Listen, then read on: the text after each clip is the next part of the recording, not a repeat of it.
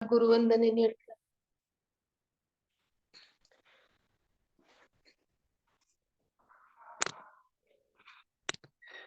ओम नमो भगवते वासुदेवाय. ओम नमो भगवते वासुदेवाय. ओम नमो भगवते वासुदेवाय. ओम अज्ञानतिमिरान्धस्य ज्ञानाञ्जनशलाकया चक्षुरुन्मिलितं येन तस्मै श्रीगुरुवे नमः. श्रीचैतन्यमनोभीष्टं स्थापितं येन भूतले स्वयं रूप कदा मह्यं ददाति स्वपदान्तिकं. वन्देऽहं श्रीगुरो श्रीयुतपदकमलं श्रीगुरुं वैष्णवाञ्च श्रीरूपं साग्रजातं सहगण रघुनाथान्वितं तं सजीवं साद्वैतं सावधूतं परिजनसहितं कृष्ण चैतन्य देवं राधा कृष्ण पादान् सहगण ललिता श्री विशाखान्वितांश्च. हे कृष्ण करुणा सिंधो दीनबंधो जगत्पते गोपेश गोपिका कांत राधा कांत नमोस्तुते. तप्त कांचन गौरांगी राधे वृंदावनेश्वरी वृषभानुसुते देवी प्रणमामि हरिप्रिये. वाञ्छाकल्पतरुभ्यश्च कृपा सिन्धुभ्येव च पतितानां पावनेभ्यो वैष्णवेभ्यो नमो नमः. नमो ॐ विष्णुपदाय कृष्णपृष्ठाय भूतले श्रीमते भक्तिवेदान्त स्वामिन इति नामिने. नमस्ते सरस्वते देवे गौरवाणी प्रचारिणे निर्विशेष शून्यवादी पाश्चात्य देश तारिणे. जय श्री कृष्ण चैतन्य प्रभु नित्यानंद श्री अद्वैत गदाधर श्रीवासादि गौर भक्त वृंद. हरे कृष्णा कृष्ण कृष्ण हरे हरे हरे राम राम राम हरे हरे. हरे कृष्णा कृष्ण कृष्ण हरे हरे हरे राम राम राम हरे हरे. श्री चैतन्य महाप्रभु की जय हो. श्रील प्रभुपाद की जय हो. श्री शिल प्रभुपाद की जय. श्री शिल प्रभुपाद यांचे द्वारा. आपलं सर्वांचं आजचा आपला क्लासचा दुसरा दिवस आहे. तर आपल्या दुसऱ्या दिवसामध्ये आपण आज दुसरा अध्याय सुरू करणार आहोत आणि पुन्हा एकदा मी इस्कॉन बेंगलोरच्या वतीनं आपल्या सर्वांचं स्वागत करते. आजचा अभ्यासाचा आपण सुरुवात करूया. सुरुवात करण्याआधी आपल्या इस्कॉन बेंगलोरचे श्री श्री राधा गोविंदजी जे आहेत त्यांच्या अर्चविग्रहांना आपण दंडवत प्रणाम करूया. श्रील प्रभुपाद यांचे आशीर्वाद घेऊया आणि आजचा अभ्यास सुरुवात करूया. तर त्याची पुढची स्लाइड घेऊया.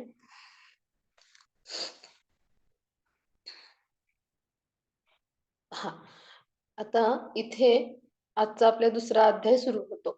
आता याचं नाव काय आहे तर सांख्ययोग. ह्याला काय म्हटलं गीतेचा सारांश असं म्हटलंय बरं का, किंवा गीतेचं सार असं म्हटलंय. असं का म्हणतात ते सगळं आपल्याला कळणार आहे. तर सांख्ययोग म्हणजे काय हे आपण समजून घेऊया.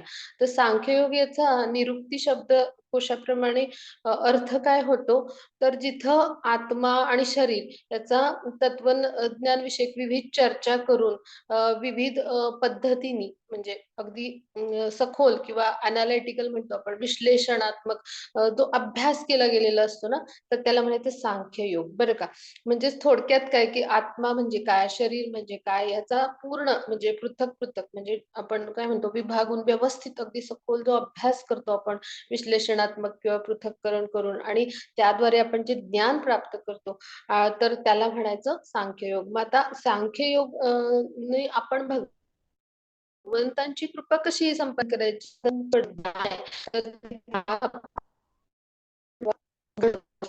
की आपल्या ज्ञानाचं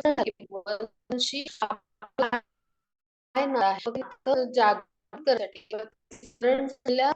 म्हणजे नात्याची पुनर्जागृती कशी हे घ्यावं लागेल की आत्मा म्हणजे काय, शरीर म्हणजे काय. मग ह्या विवेचन आपल्याला ह्या अध्यायात शिकायला मिळणार आहे. आणि त्यामुळे भगवंतांशी कशी शकतो, भगवंतांशी कसं युक्त होऊ शकतो, भगवंतांच्या कृपेस कसं पात्र होतो, म्हणजे योग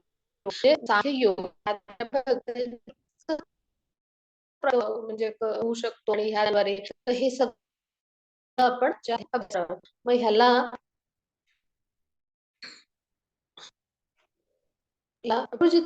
हरे थोडस कृष्ण रेंज माताजी, मध्ये पण येऊया. तुमचा आवाज हे होतोय बहुतेक. तुम्ही स्क्रीन बंद केली तर बहुतेक आता आवाज. आम्ही तर स्क्रीन बंद करते, 2 दिवस इकडे ढगावे. ठीक आहे, मी बंद स्क्रीन. चालेल.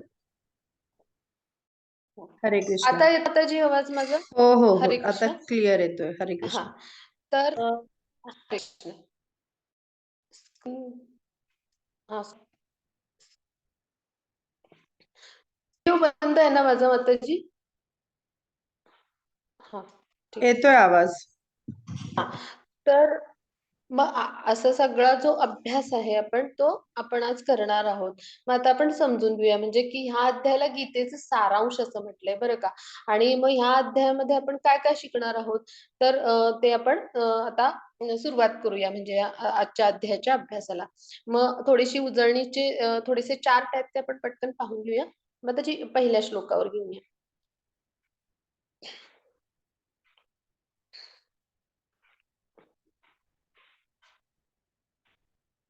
हा, इथे. हा, ठीक आहे.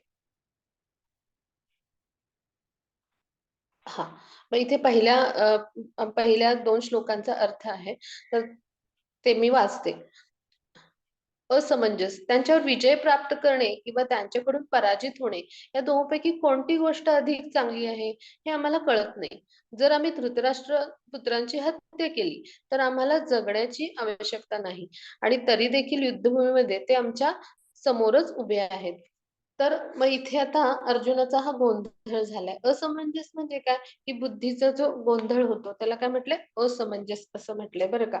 मग इकडे अर्जुनाला कसं वाटतंय, की आता ह्या सगळ्यांच्या वर म्हणजे विजय प्राप्त करण्यापेक्षा, म्हणजे गुरूंची हत्या करायची, माझे बंधू पितामह ह्यांची सगळ्यांची युद्धामध्ये म्हणजे मला हिंसा करावी लागेल, आणि मग या सगळ्यांना म्हणजे मारून मग त्यानंतर जी मी राज्य उपभोग घेणार आहे, तर मग त्यापेक्षा नक्कीच चांगलं की त्यांच्याकडून पराजित झालेलं बरं. आणि मग आपण अरण्यामध्ये जाऊन म्हणजे आपण म्हणजे तप केलेलं बरं, असं त्याला वाटते. म्हणजे काय की ह्या सगळ्यांना विजय प्राप्त करण्यासाठी काय करावं लागेल, त्या सगळ्यांना युद्धामध्ये ते मारलेही जातील अर्जुनाच्या हातून. मग त्याला असं वाटतंय की असं सगळं आपल्या आप्तेष्टांना, नातेवाईकांना, हे जे सैन्य आहे, तर ह्या सगळ्यांना मारण्यापेक्षा मग आपण काय करावं, सरळ आपण अरण्यात जावं. आणि आपण पराजित झालो तरी चालेल, आपण युद्धातनी माघार घेतलेली अधिक चांगले. नाही की मग धृतराष्ट्र पुत्र हत्या केली, काय की धृतराष्ट्र पुत्र म्हणजे कोण आहेत, तर त्याचे बंधूच आहेत ते. म्हणजे जे पांडव होते हे धर्माचरणी होते, म्हणजे त्याच्याच कुटुंबाचा तो भाग आहे, आपलेच बंधू आहेत धृतराष्ट्र पुत्र जरी असतील तरी.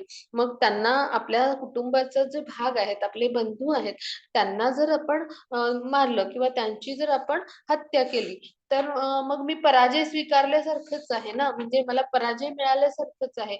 आणि मग अशा कुटुंबातल्या सगळ्या सदस्यांना मी मारलं, तर मग मला जगण्याची काही आवश्यकताच नाही, म्हणजे असं त्याला वाटतंय.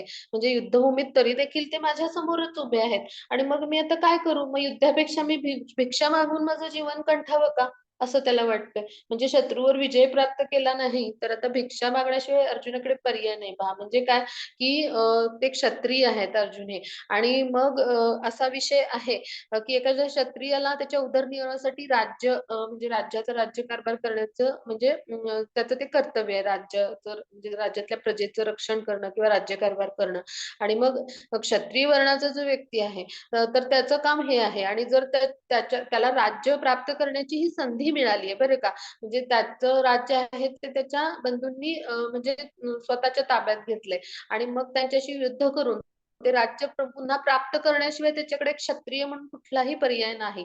आणि असं असताना त्याला काय वाटतंय, की ह्या सगळ्या आप्तेष्टांची हत्या करण्यापेक्षा मग मी जंगलात जाईन आणि मग तप करेन किंवा मग मी भिक्षा मागेन. म्हणजे काय, की उदरनिर्वाहाचं कुठलंही साधन त्याला उपलब्ध नाही आणि त्यासाठी त्याला केवळ राज्यच मिळवणं आवश्यक आहे जिंकून. पण असं देखील असताना तो काय म्हणतो, की नको मग असं काही करायला नको. आणि दुसरं त्याच्या मनात येतं, की विजयाची म्हणजे कुठला पक्ष विजयी येईल. खरं तर विजयश्री हा हातात माळ घेऊन त्याच्या बाजूनी उभी आहे. म्हणजे पांडवांची बाजूच समर्थनीय आहे. आपल्या सगळ्यांना माहिती आहे, म्हणजे आता आपण काल अभ्यासलं. मग असं त्याला म्हणजे वाटतंय, त्याच्या मनात द्विधा अशी मनस्थिती त्याची झाली आहे. त्याला असमंजस म्हटलंय.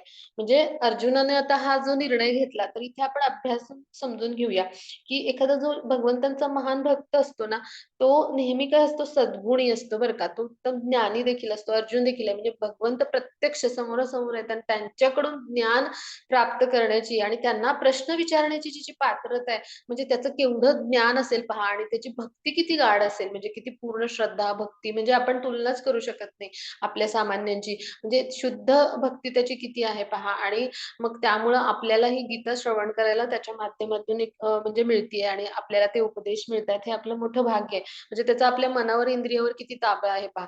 म्हणजे राजवंशामध्ये त्याचा जन्म झालाय. म्हणजे ती सुख उपभोगलीत आणि असं तो काय म्हणतो, की मी भिक्षा मागून जीवन कंठेन, हे युद्ध करून माझ्या आप्तेष्टांना मारण्यापेक्षा. म्हणजे ही एक प्रकारची अनासक्ती आहे, हो की नाही? म्हणजे इतक्या आसक्ती सहजासहजी कुणाला सोडता येत नाहीत. आपण सगळेजण जाणतो म्हणजे. आणि अगदी सहज तो म्हणतोय आणि मग हे सगळे जे गुण आहेत, तर हे काय दर्शवतात, की तो एक दैवी प्रकृती आहे, म्हणजे सद्गुणी व्यक्ती आहे. म्हणजे भगवान श्रीकृष्णांच्या वर त्याचा इतका विश्वास आहे आणि मग त्यावरनं काय सिद्ध होतं, की तो मोक्ष प्राप्तीसाठी अत्यंत योग्य आहे. आणि मग आपण हे समजून घ्यायचं आता, की जोपर्यंत आपण इंद्रियांचा निग्रह करत नाही किंवा संयम होत नाही आपल्या इंद्रियांवरती, संयमित ती होत नाही, तर तोपर्यंत आपल्याला उच्च कोटीचं ते ज्ञान असतं ना, ते प्राप्त होण्याच्या शक्यताच नसतात. म्हणजे आणि जेव्हा ज्ञान आणि भक्ती असते ना, तेव्हाच आपण मोक्ष प्राप्ती करू शकतो. म्हणजे ज्ञान आणि भक्तीविना मोक्ष प्राप्तीची शक्यताच नसते. म्हणजे हे सगळं अर्जुनांना माहिती आहे आणि ह्या भौतिक संबंधाविषयी पूर्ण त्यांना कल्पना आहे पहा. आणि त्याही पेक्षा मग त्यांचे आध्यात्मिक गुण विशेष किती आहेत पहा. आणि हे आपण त्यांच्याकडून शिकायचं. म्हणजे आपण देखील असे प्रयत्न करायचे. ते चित्रात दाखवले पहा. म्हणजे उत्तम भक्त काय असतो, भगवंतांच्या पायाशी बसतो पहा. आणि दुर्योधन पहा कसा आहे, म्हणजे भौतिकतेकडे त्याचा कल आहे किंवा भौतिककडे झुकलेला. मग तो म्हणजे स्वतः राजा किंवा राजाचा मुलगा समजतो. तर त्यांच्या म्हणजे उशाच्या बाजूला म्हणजे जिथे सिंहासन आहे तिथे बसला पहा. पण एखादा भक्त भगवंतांचा असतो किंवा शिष्य असतो, सखा म्हणजे तो कुठं बसेल, तर भगवंतांच्या पायाशी बसेल पहा. तर हे चित्रातून आपण समजून घेतलं. मग आता आपण पुढे जाऊया. हां. आता हा श्लोक वाचू आपण. कार्पण्यदोषोपहतः स्वभाव पृच्छामि त्वां धर्मसम्मूढचेता यच्छ्रेयस्या निश्चितं ब्रूहि तन्मे शिष्येष तेऽहं शाधिमां त्वां प्रपन्नम्. माझ्या दुर्बलतेमुळे मी माझ्या कर्तव्याबद्दल गोंधळून गेलो आहे आणि माझी मनःशांती नष्ट झाली आहे. अशा स्थितीत माझ्यासाठी निश्चितपणे सर्वात श्रेयस्कर काय आहे, याबद्दल मी तुम्हाला विचारित आहे. मी तुमचा शिष्य आहे आणि तुम्हाला शरण आलो आहे. कृपा करून मला उपदेश करा. आता इथे काय म्हणतात ते, की मी तुमचा शिष्य आहे आणि मी तुम्हाला शरण आलोय आणि मला तुम्ही उपदेश करा. तर म्हणजे काय, आता पहा आपण समजून घेऊया, की म्हणजे इकडे कर्तव्याचरणाविषयी म्हणजे अर्जुन गोंधळून गेलाय आणि त्यामुळे त्याची मनःशांती नष्ट झाली आणि मग त्याला कसं वाटतंय, की मग माझ्यासाठी निश्चित श्रेयस्कर काय आहे? श्रेयस म्हणजे काय, की जे दीर्घकाळासाठी योग्य अशी कृती म्हणजे चांगली कृती, योग्य निर्णय त्याला म्हणायचं श्रेयस. आणि प्रेयस म्हणजे तात्पुरतं समाधान देणारी कृती. तर मग तो काय म्हणतो, निश्चितपणे माझ्यासाठी सर्वात श्रेयस्कर काय आहे? तर ते मला तुम्ही मार्गदर्शन करा. म्हणजे काय, की आता ह्याच्यातून आपण हा भाग समजून घेऊया. की आपण लहानपणापासून हे करत आलो पहा गोष्टी. म्हणजे आपल्याला काही अडचण आली तर आपण स्कूलमध्ये असू, शाळेत असू, तर आपण आपल्या शिक्षकांकडे जातो. मग आपण घरामध्ये काही अडचण येते, घरातले आपले माता-पिता, ज्येष्ठांच्याकडे जातो, की नाही? मग तसंच आपल्याला जर असा गोंधळ मनस्थितीचा किंवा कर्तव्याचरणाविषयी गोंधळ वाटला, तर आपण कुठे गेलं पाहिजे? तर आपल्या गुरूंकडे गेलं पाहिजे. म्हणजे तसंच अर्जुनाने केलं. जेव्हा त्याची गोंधळलेली मनस्थिती झाली, तेव्हा काय केलं? तो गुरूंना शरण गेला. म्हणजे श्रीकृष्णांना त्यांनी गुरु म्हणून स्वीकारलंय. जरी ते मित्र आहेत, उत्तम सखा आहेत श्रीकृष्ण आणि अर्जुन, नातेवाईक देखील आहेत. पण तरी देखील त्यांनी काय केलं? आता त्याला म्हणजे मित्रत्वाची बोलणी थांबवायची आहेत आणि आता तो गंभीर आहे आणि तो काय म्हणतो माझ्यासाठी गुरु शिष्यांचं कसं गंभीर असं जे चर्चा असतात म्हणजे ज्ञानाच्या स्तरावर किंवा आध्यात्मिक स्तरावर तशा त्याला करायच्या आहेत आणि तो काय म्हणतो, की मला तुम्ही माझ्यासाठी जे श्रेयस्कर आहे, मग त्याच्याबद्दल तुम्ही मला योग्य ते मार्गदर्शन करा. म्हणजे काय आपल्यासारख्यांचं पण होतं पहा. म्हणजे आपण ह्या भौतिक जी प्रकृती आहे, तर तिची कार्यपद्धती अशी क्लिष्ट आणि गुंतागुंतीची आहे. आपण गोंधळात पडतो बऱ्याचदा. म्हणजे आपल्याला त्यामुळे जीवनात आपलं ध्येय काय आहे, तर याचं मार्गदर्शन करणारं म्हणजे कुणी मिळाल्याशिवाय आपण म्हणजे ह्या सगळ्या ज्या भौतिक प्रकृतीतल्या गोंधळून टाकणाऱ्या स्थिती असतात, तर तिथे आपण निर्णय घेऊ शकत नाही. मग ह्यासाठी आपल्याला जीवनामध्ये काय करायला हवं, की प्रमाणित आध्यात्मिक जे गुरु आहेत, तर त्यांच्याकडे आपण जाणं आवश्यक आहे आणि त्यांच्या मार्गदर्शनाखाली आपण म्हणजे योग्य पद्धतीने निर्णय आपण घेऊ शकलो पाहिजे. म्हणजे ते जे ज्ञान मिळतं आपल्याला त्यांच्याकडून, त्याद्वारे आपण जेव्हा आध्यात्मिक स्तरावर निर्णय घेतो, कृती करतो, तेव्हा आपोआपच इतर स्तर जे असतात, म्हणजे काल मी सांगितले तुम्हाला, की आपला फिजिकल म्हणजे शारीरिक स्तरावर, त्यानंतर दुसरं असतं की मेंटल किंवा सायकॉलॉजिकल म्हणजे मानसिक स्तरावर. त्यानंतर तिसरा स्तर असतो की आपला इमोशनल म्हणजे भावनिक स्तरावर. चौथा स्तर असतो आपला इंटेलेक्चुअल म्हणजे बौद्धिक स्तरावर आणि 5वा स्तर असतो आपला स्पिरिच्युअल. तर मोस्टली म्हणजे बऱ्याचदा खालच्या 3 स्तरावरच गोष्टी घडत असतात आपल्या भौतिक प्रकृतीमध्ये. कारण आपण भौतिक प्रकृतीच्या 3 गुणांच्या प्रभावाखाली असतो. मग आपला जेव्हा आध्यात्मिक स्तरावर निर्णय होतो ना, तेव्हा आपोआपच या सगळ्या स्तरावर तो फलदायी असतो आणि आपल्याला मनःशांती देणारा असतो. मग असं ज्ञान कोण देतात, असं मार्गदर्शन कोण करतात, तर प्रमाणित आध्यात्मिक गुरु करतात. आणि त्याद्वारे आपण भगवंतांची भक्तिमय, प्रेममय सेवा करतो त्यांच्या मार्गदर्शनाखाली आणि म्हणजे भगवंतांच्या संतुष्टीसाठी कसं कार्य करायचं किंवा भक्तिमय, प्रेममय सेवा कशी करायची, हे आपण त्यांच्या मार्गदर्शनाखाली शिकतो आणि त्याद्वारे काय होतं की आपण म्हणजे मनःशांती प्राप्त करू शकतो. मग तसंच अगदी अर्जुनाला वाटतंय आणि त्यामुळे तो त्यांना पूर्ण शरण गेला पहा आणि मग तो काय म्हणतो, की मला आता आपणच मार्गदर्शन करा. म्हणजे आपल्या जीवनामध्ये अशा सगळ्या गुंतागुंती होत असतात आणि म्हणजे त्याला उपमा दिली एखादी म्हणजे वणवा पेटल्यासारखं आणि आपल्या जगात परिस्थिती अशीच पाहतो बघा आजूबाजूला. म्हणजे आपली इच्छा नसताना पण काही संकटं येतात. आपण एखाद्या संकटामध्ये जीवनात आपोआप ओढले जातो. म्हणजे आपण म्हणतो ना, वणवा नको असतो पण पेट घेतो आणि आपण गोंधळून जातो. मग ही जीवनाची गुंतागुंत जर सोडवायची असेल, तर आपल्याला काय करायला लागेल? तर प्रमाणित अध्यात्मिक गुरूंच्या मार्गदर्शनाखाली आपण ज्ञान प्राप्त केले पाहिजे आणि असं गोंधळात खितपत न पडता या भौतिक प्रकृतीमध्ये आपण गुरूंचा आश्रय घेतला पाहिजे. या श्लोकातून आपण समजून घ्यायचं किंवा आपण हे अभ्यासलं आणि मग हा गोंधळ कशामुळे होतो?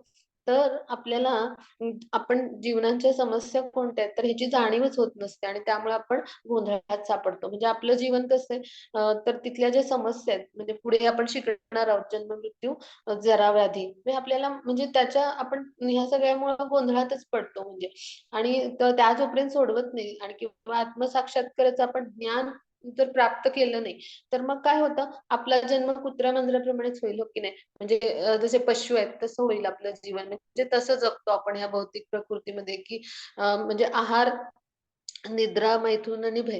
म्हणजे हे पशुवत जीवन आहे. पण मनुष्याला बुद्धी दिली आहे भगवंतानी आणि त्यांनी आपण सारासार विचार करून, आपण सद्विवेक बुद्धीनी आपल्या भगवंतांची म्हणजे ज्ञान घेऊन, ज्ञान संपादन करून आपलं कर्म बदलू शकतो, हो की नाही? म्हणून मनुष्य जन्माला काय म्हटलंय?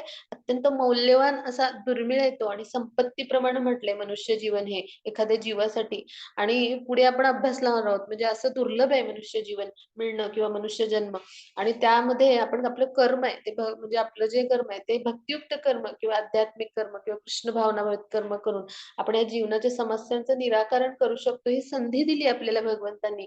पण आपण हे काही समजूनच घेत नाही आणि उलट पक्षी आपण काय करतो, तर आपलं कुटुंब, समाज, राष्ट्र इत्यादी प्रती आपण आसक्त होतो या भौतिक प्रकृतीमध्ये आणि आपला वेळ त्यात जातो. म्हणजे त्याला म्हटले त्वचारोग म्हटले. म्हणजे काय, की आपलं जे शरीर आहे ना, तर ह्या बाह्य शरीरावर आपण आहारी जातो आणि मग काय करतो आपलं कुटुंब, आपली पत्नी, पत्नी, मुलं या इतर सदस्यांवर आपली माया, प्रेम जे काही असतं त्यामुळे कसं वाटतं आपल्या कुटुंबियांचं मृत्यूपासून आपण संरक्षण करू शकतो किंवा आपलं कुटुंब आणि समाज आपल्याला मृत्यूच्या दाढेतून वाचवू शकतात किंवा अशी जी प्रवृत्ती असते म्हणजे ही पशूमध्ये पण असते. म्हणजे ही काही चुकीची नाहीये. म्हणजे आसक्ती सगळ्यांना असतात. मग अशीच आसक्ती अर्जुनाला पण निर्माण झाली. म्हणजे अर्जुन बुद्धिमान होता. त्याला हे समजलंय, की म्हणजे माझ्या नातेवाईकांना मी कसं मारू? त्यांची हत्या कसं करू? असं त्याला जे वाटतंय. याचा अर्थ काय, की हे सगळे नातेवाईक आहेत आणि तो स्वतःला म्हणजे आपण शरीर समजला, कर्ता समजतोय आणि त्यामुळं त्याला कसं वाटतंय की हे माझे नातेवाईक म्हणजे ते त्याचे देहसंबंधी आहेत सगळे.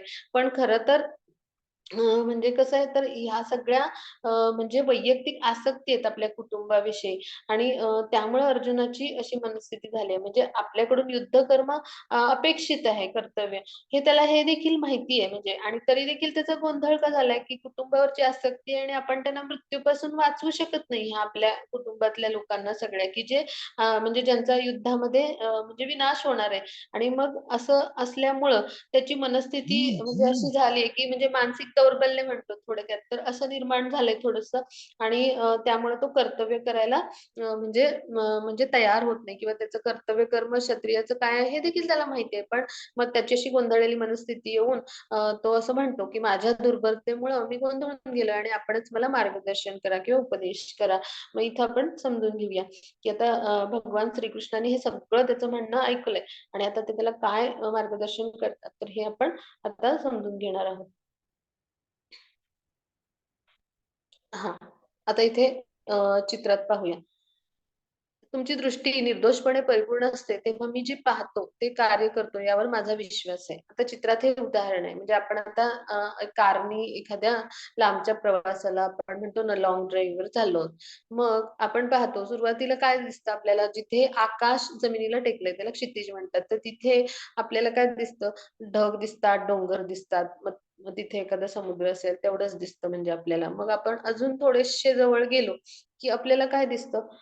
तर मग तिथलं एखादं डोंगरावरचं झाड दिसतं आपल्याला आणि मग आणखी थोडे जवळ गेलो, की आपल्याला काय दिसतं त्या झाडावर एक पक्षी बसलाय, पोपट आहे तो आणि तो फळ खातोय. म्हणजेच काय, की आपली दृष्टी कशी आहे, की आपण जे बघतो तर तेच आपल्याला खरं वाटतं. पण आपली म्हणजे कशी आहे दृष्टी, तर ती आपल्याला वाटते, की आपण जे पाहतो त्याच्यावर विश्वास ठेवतो आपण. सामान्यतः आपलं असतं, असं असतं. पण आपले डोळे कसे आहेत, दोषयुक्त आहेत. म्हणजे पहा आपल्याला आरशाशिवाय आपल्या भुवया आणि पापण्या पाहता येतील का? तर बिलकुल नाही. हो की नाही? म्हणजेच काय आपण आपण स्वतःच्या पापण्या, भुवया पाहू शकत नाही. मग भगवंतांना आपण पाहू शकू का? म्हणजे आपल्याला दूरवरचा तारा पाहायला टेलिस्कोप लागतो पहा आणि आपल्याला जीवाणू, विषाणू पाहायला मायक्रोस्कोपची गरज लागते. म्हणजे आपले डोळे कसे दोषयुक्त आहेत. म्हणजे आपलं शरीर पंचमहाभूतांचं भौतिक आहे आणि त्यामुळं भौतिक शरीर असल्यामुळं ते कसं आहे अपूर्ण आहे. म्हणजे आणि ह्या अपूर्ण इंद्रियांद्वारे आपण भगवंतांना जाणू शकू का? बिलकुल नाही. मग काय होतं की भगवंतांना जे जाणण्याचे प्रयत्न करतात किंवा भगवंतांना समजून घेण्याचे जे प्रयत्न करतात, तर त्यांच्यासाठी हे उदाहरण पहा. म्हणजे मी जे आता हे दिलं.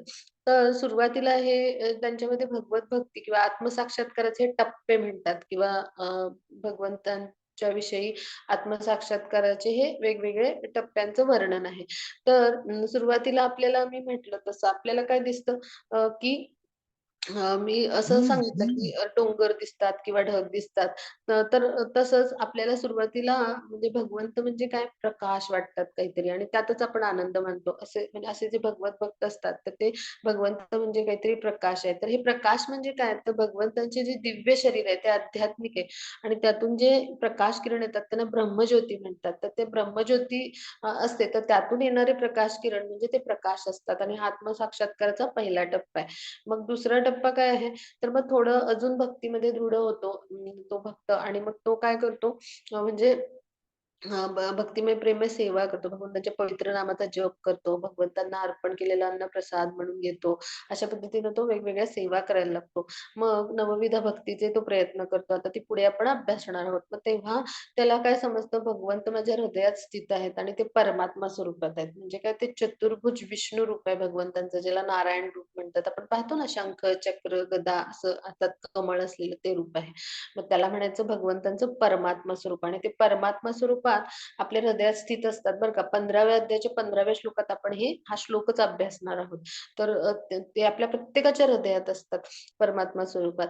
मग त्यानंतर तिसरं स्वरूप आहे, तर अजून भगवत भक्तीमध्ये भगवंतांच्या जेव्हा एखादा भक्त दृढ होतो, भगवंतांच्या भक्तिमय प्रेममय सेवा करतो, नवविधा भक्ती करतो आणि प्रत्येक गोष्ट श्रीकृष्णाच्या प्रत्येक कर्म आपली कर्तव्य कर्म करत प्रत्येक कर्म श्रीकृष्णांच्या संतुष्टीसाठी करतो. तेव्हा त्याला भगवंताचं द्विभुजधारी म्हणजे 2 हात असणारं, डोक्यावर मयूरपंख असणारं आणि अत्यंत सुंदर असं दिसायला अत्यंत सुंदर असे आणि हातात सुंदर बासरी असलेलं असं रूप त्याचं दर्शन होतं. मग ते अत्यंत विलोभनीय असं सुंदर रूपाला भगवंतांचं श्यामसुंदर रूप असं म्हणतात श्रीकृष्णांचं आणि ते म्हणजे त्यांचं मूळ दिव्य रूप आहे बरं का आणि त्याला भगवान असं म्हणतात. आता भगवान म्हणजे काय आपण पुढे अभ्यासणार आहोत. मग आता हे अजून कळण्यासाठी, अजून सोपं करण्यासाठी मी अजून एक उदाहरण देते, की आपण जर खिडकी उघडली, आपल्याला कोणी विचारलं म्हणजे की आपण एखादी खिडकी उघडली तर दिवस आहे की रात्र आहे मला सांगा. मग खिडकी उघडून आपण बघू ना, की उजेड पडलाय की अंधार पडलाय आणि आपल्याला कळेल, हो की नाही? म्हणजे काय, की जर उजेड असेल तर म्हणू आपण दिवस आहे. मग ते दिवस कशामुळे आहे तर ते प्रकाश किरण. मग प्रकाश किरण कोणामुळे आहेत? म्हणजे तर सूर्यामुळे आणि मग मग तो जो सूर्य आहे तर त्याच्या आपण आणखी म्हणजे जवळ गेलो, तर आपल्याला सूर्याचा पृष्ठभाग दिसतो आणि मग सूर्य लोकावर प्रत्यक्ष जर आपण गेलो, तर आपल्याला सूर्याचं स्वरूप कळेल. मग तसंच हे आहे, की भगवंतांचं ब्रह्मस्वरूप म्हणजे पहिलं जे प्रकाश म्हणून जे आपण दिसतो, सूर्याचे किरण, तर त्याला म्हणायचं भगवंतांचं ब्रह्मस्वरूप किंवा आत्मन स्वरूप म्हणतात. दुसरा टप्पा म्हणजे काय परमात्मा स्वरूप म्हणजे सूर्याचा पृष्ठभाग आपण कल्पना करूया. तर ते म्हणजे काय आहे तर परमात्मा स्वरूप आणि मग सूर्यलोकात आपण गेलो प्रत्यक्ष आणि सूर्याला समजून घ्यायचा प्रयत्न केला. तर सूर्यदेवांना आपण जाणून घ्यायचा जो प्रयत्न त्याला म्हणायचं भगवान स्वरूप. म्हणजे हे अशा 3 पद्धतीने आपण भगवंतांचं म्हणजे जे आत्मसाक्षात्काराचे टप्पे समजून घेतो. मग आता भगवंतांना समजण्यासाठी आपण मानसिक बुद्धीने, तर्काने जाणू शकतो का? मग तर्क-वितर्क करून? तर बिलकुल नाही. आपल्याला काय करावं लागेल? त्यांना शरण जावं लागेल. काय प्रेमाच्या अनाने म्हणजे प्रेमायुक्त दृष्टीने, डोळ्यांनी असं आपण समजू. अशा भावाने आपण शरण जाऊ. तेव्हाच आपल्याला भगवंत समजू येईल. आता आपण पुढे असं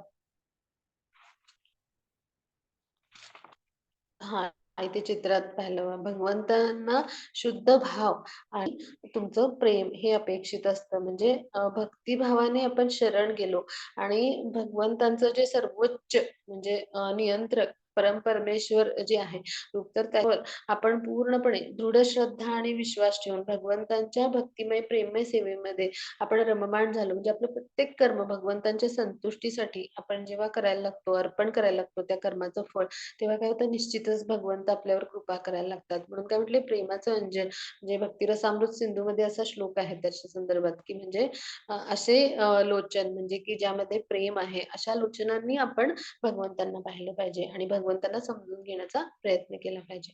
आता आपण पुढे जाऊया.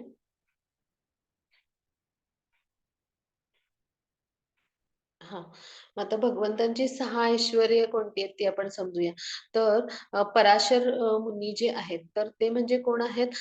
तर आपले जे व्यास मुनी आहेत, ज्यांनी भागवत लिहिलंय किंवा भगवद्गीता ही जी लिहिली, तर ते म्हणजे यांचे ते पिता आहेत.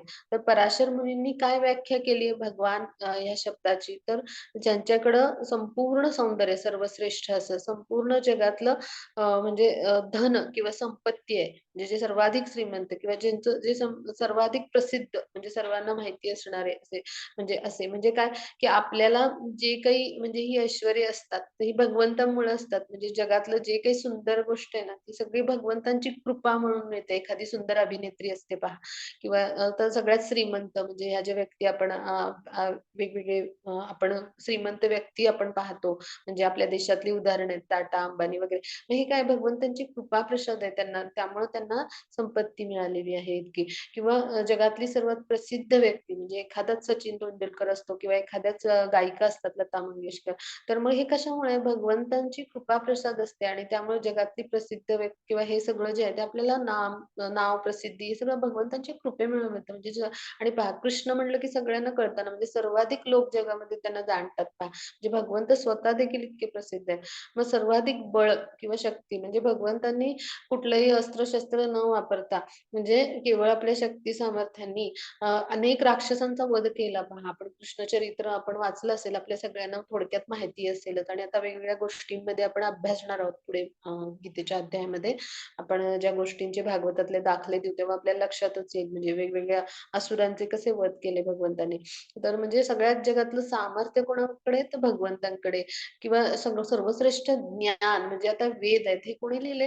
तर भगवंतांचा शक्त्यावेश अवतार म्हणजे एखादी विशिष्ट शक्ती असते तिथे भगवंतांची. तर असं म्हणजे व्यासमुनी आहेत आणि म्हणजे व्यासमुनींच्या रूपातून त्यांनीच वेद लिहिले. म्हणजे त्यांना दिव्य दृष्टी आहे म्हणजे त्रिकाल दृष्टी म्हणतात ना आणि त्याद्वारे त्यांनी आधीच लिहून ठेवलंय भागवतामध्ये, की भगवंतांच्या लीला आणि सगळ्यांचं वर्णन आहे आणि त्याचबरोबर सगळं वर्णन आहे, की कलियुगात कसं असेल. म्हणजे सगळ्या ह्याच्या युगांविषयी त्यांनी आधीच लिहून ठेवलेलं आहे. म्हणजे हे वेद आहेत. तर हे सगळं भगवंतांनी दिलेलं ज्ञान आहे. म्हणजे वेद हे भगवंतांकडून आहेत. म्हणजे सर्वश्रेष्ठ असं जे ज्ञान असतं ना, म्हणजे एखाद्याला किंवा त्याच्याकडे जी बुद्धिमत्ता असते, एखादा हुशार असतो, शास्त्रज्ञ असतो, म्हणजे आपण हे पाहतो ना, हे सगळं भगवंतांच्यामुळे प्राप्त झालेलं असतं त्यांच्या कृपेमुळं किंवा जगातला सर्वाधिक योगी किंवा संन्यासी किंवा त्यागी वृत्ती कोणाकडे आहे तर भगवंताकडे. म्हणजे हे सगळं ब्रह्मांड अनेक म्हणजे ही ब्रह्मांड आपण पृथ्वी लोकावर राहतो, पण अशी अनेक ब्रह्मांड आहेत. पुढे आपण ते अभ्यासणार आहोत 7व्या अध्यायामध्ये. तर अशी अनेक ब्रह्मांड, ग्रह, लोक, तारे हे सगळं भगवंत निर्माण करतात, ही भौतिक प्रकृती. पण त्या कुठल्याही गोष्टीमध्ये ते आकर्षित होत नाहीत, गुंतून पडत नाहीत आणि सगळ्यापासून अलिप्त राहतात, म्हणजे अनासक्त राहतात. अशी जी त्यागी वृत्ती आहे ना, हे भगवंतामध्ये आहे आणि म्हणून सर्वश्रेष्ठ त्याग किंवा संन्यासाचं प्रतीक म्हणजे कोण आहेत? भगवंत स्वतः आहेत आणि म्हणून ही सगळी 6 ऐश्वर्य ज्यांच्यामध्ये असतात ना, त्यांना भगवान असं म्हणतात. म्हणजे अशी जी देवता किंवा अशी जी व्यक्ती तर त्यांना काय म्हणायचं? भगवान असं म्हटलंय आणि म्हणून श्रीकृष्णांना काय म्हणतात? भगवान असं म्हणतात. तर हा भाग आपण इथे समजून घेतला. आता आपण पुढे जाऊ.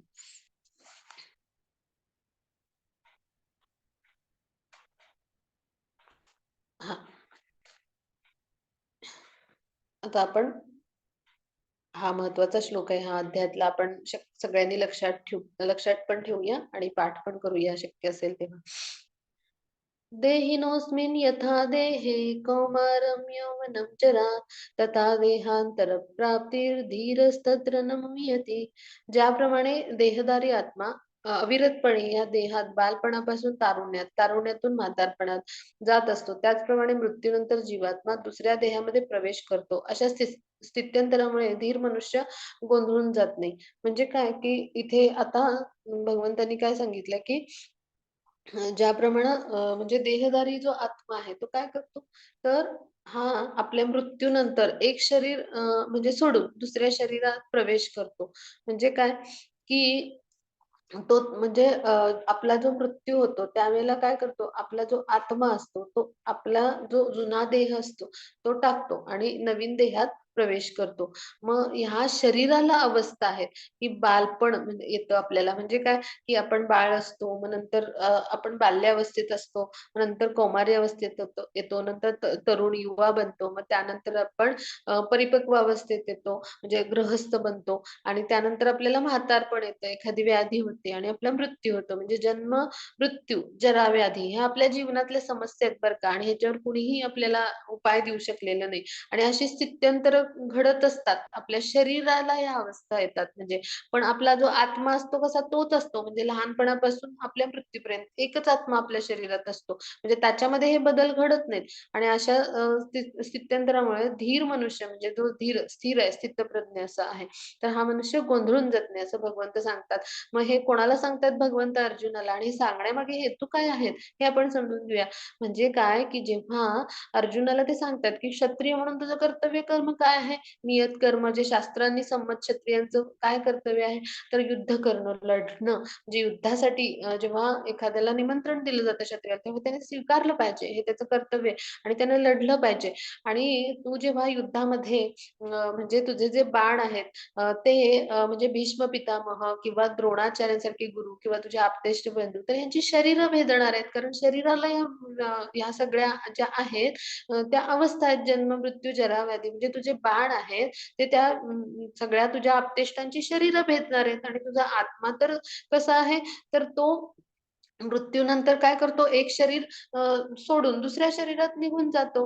म्हणजे आत्मा तर मरणारच नाही. तो कसा आहे, तर चिरंतन आहे, सनातन आहे. कारण आत्मा हा भगवंतांचा नित्य अंश आहे, जीवात्मक अंश आहे आणि तो भगवंतांसारखा आहे, आध्यात्मिक आहे किंवा सनातन आहे, चिरंतन आहे. त्याला मृत्यू किंवा जन्म अशा कुठल्याही गोष्टींनी काही फरक पडत नाही. तो कसा आहे, सदैव म्हणजे उपस्थित आहे आणि भगवंतांचा अंश असल्यामुळं त्याला जन्म, मृत्यू असा कुठलाही म्हणजे या अवस्थांमधून जायला लागत नाही. मग हे सगळं असल्यामुळं जे बाण आहेत, हे त्यांची शरीरं भेदणार आहेत आणि त्यामुळे एक प्रकारे त्यांना दुसरं नवीन शरीरच मिळणार आहे. म्हणजे यात शोक करण्याची काहीच गरज नाहीये. यासाठी तू दृढनिश्चयाने उठ आणि युद्धासाठी म्हणजे उभा हो, असं भगवंत सांगतात. ह्यातून त्यांना हे सांगायचंय आणि असं सांगून भगवंत पुढे काय सांगतात, तर म्हणजे हे भीष्म पितामह किंवा द्रोणाचार्य हे थोर महान व्यक्ती आहेत. म्हणजे ते देखील भगवंतांचे भक्तच आहेत. भीष्म पितामह तर महाजनांमध्ये त्यांना गणलं जातं. मग त्यांना मृत्यूनंतर निश्चितच म्हणजे स्वर्गलोकाची किंवा उच्च लोकाची प्राप्ती होईल किंवा आध्यात्मिक देहाची प्राप्ती होईल. म्हणजे काय आपलं जे पूर्वकर्म असतं त्यानुसार आपल्याला पुढच्या जन्मात देह मिळतो. मग निश्चितच त्यांच्या पूर्वकर्म अशा कुठल्यातरी भौतिक चांगल्या लोकांची, उच्च लोकांची त्यांना प्राप्ती होईल. म्हणजे पृथ्वीच्या वर 7 लोक आहेत भौतिक आणि पृथ्वीच्या खाली 7 लोक आहेत. आपण पृथ्वीवर राहतो, पृथ्वी लोकावर. तर वरचे जे लोक आहेत ते अत्यंत म्हणजे आपल्या अनेक पट तिथे सुख समृद्धी असे आहे. पण ते म्हणजे ते भौतिक लोकच आहेत. आपण पुढे अभ्यासणार आहोत 15व्या अध्यायात ते. मग अशा लोकात उच्च लोकात प्राप्ती होईल तिथं ते अत्यंत सुखभोग घेतील किंवा त्यांना आध्यात्मिक देहाची प्राप्ती होईल. म्हणजे यात नुकसान काहीच नाहीये आणि तुला शोक करायची काहीच गरज नाही आणि या शरीराला अवस्था असतातच आणि शरीरं मारली गेली तर ह्यात नुकसान काहीच नाही होणार. त्यांना देह पुढचे मिळणार आहेत त्या आत्म्यांना आणि त्यामुळे तू काय कर, की अशा भौतिक आसक्तीमध्ये अडकून न पडता तू युद्धासाठी म्हणजे उभा राहा, दृढ निश्चयाने उठ आणि युद्धासाठी उभा राहा, असं त्यांना सांगायचंय. मग आता आपण पुढे जाऊ.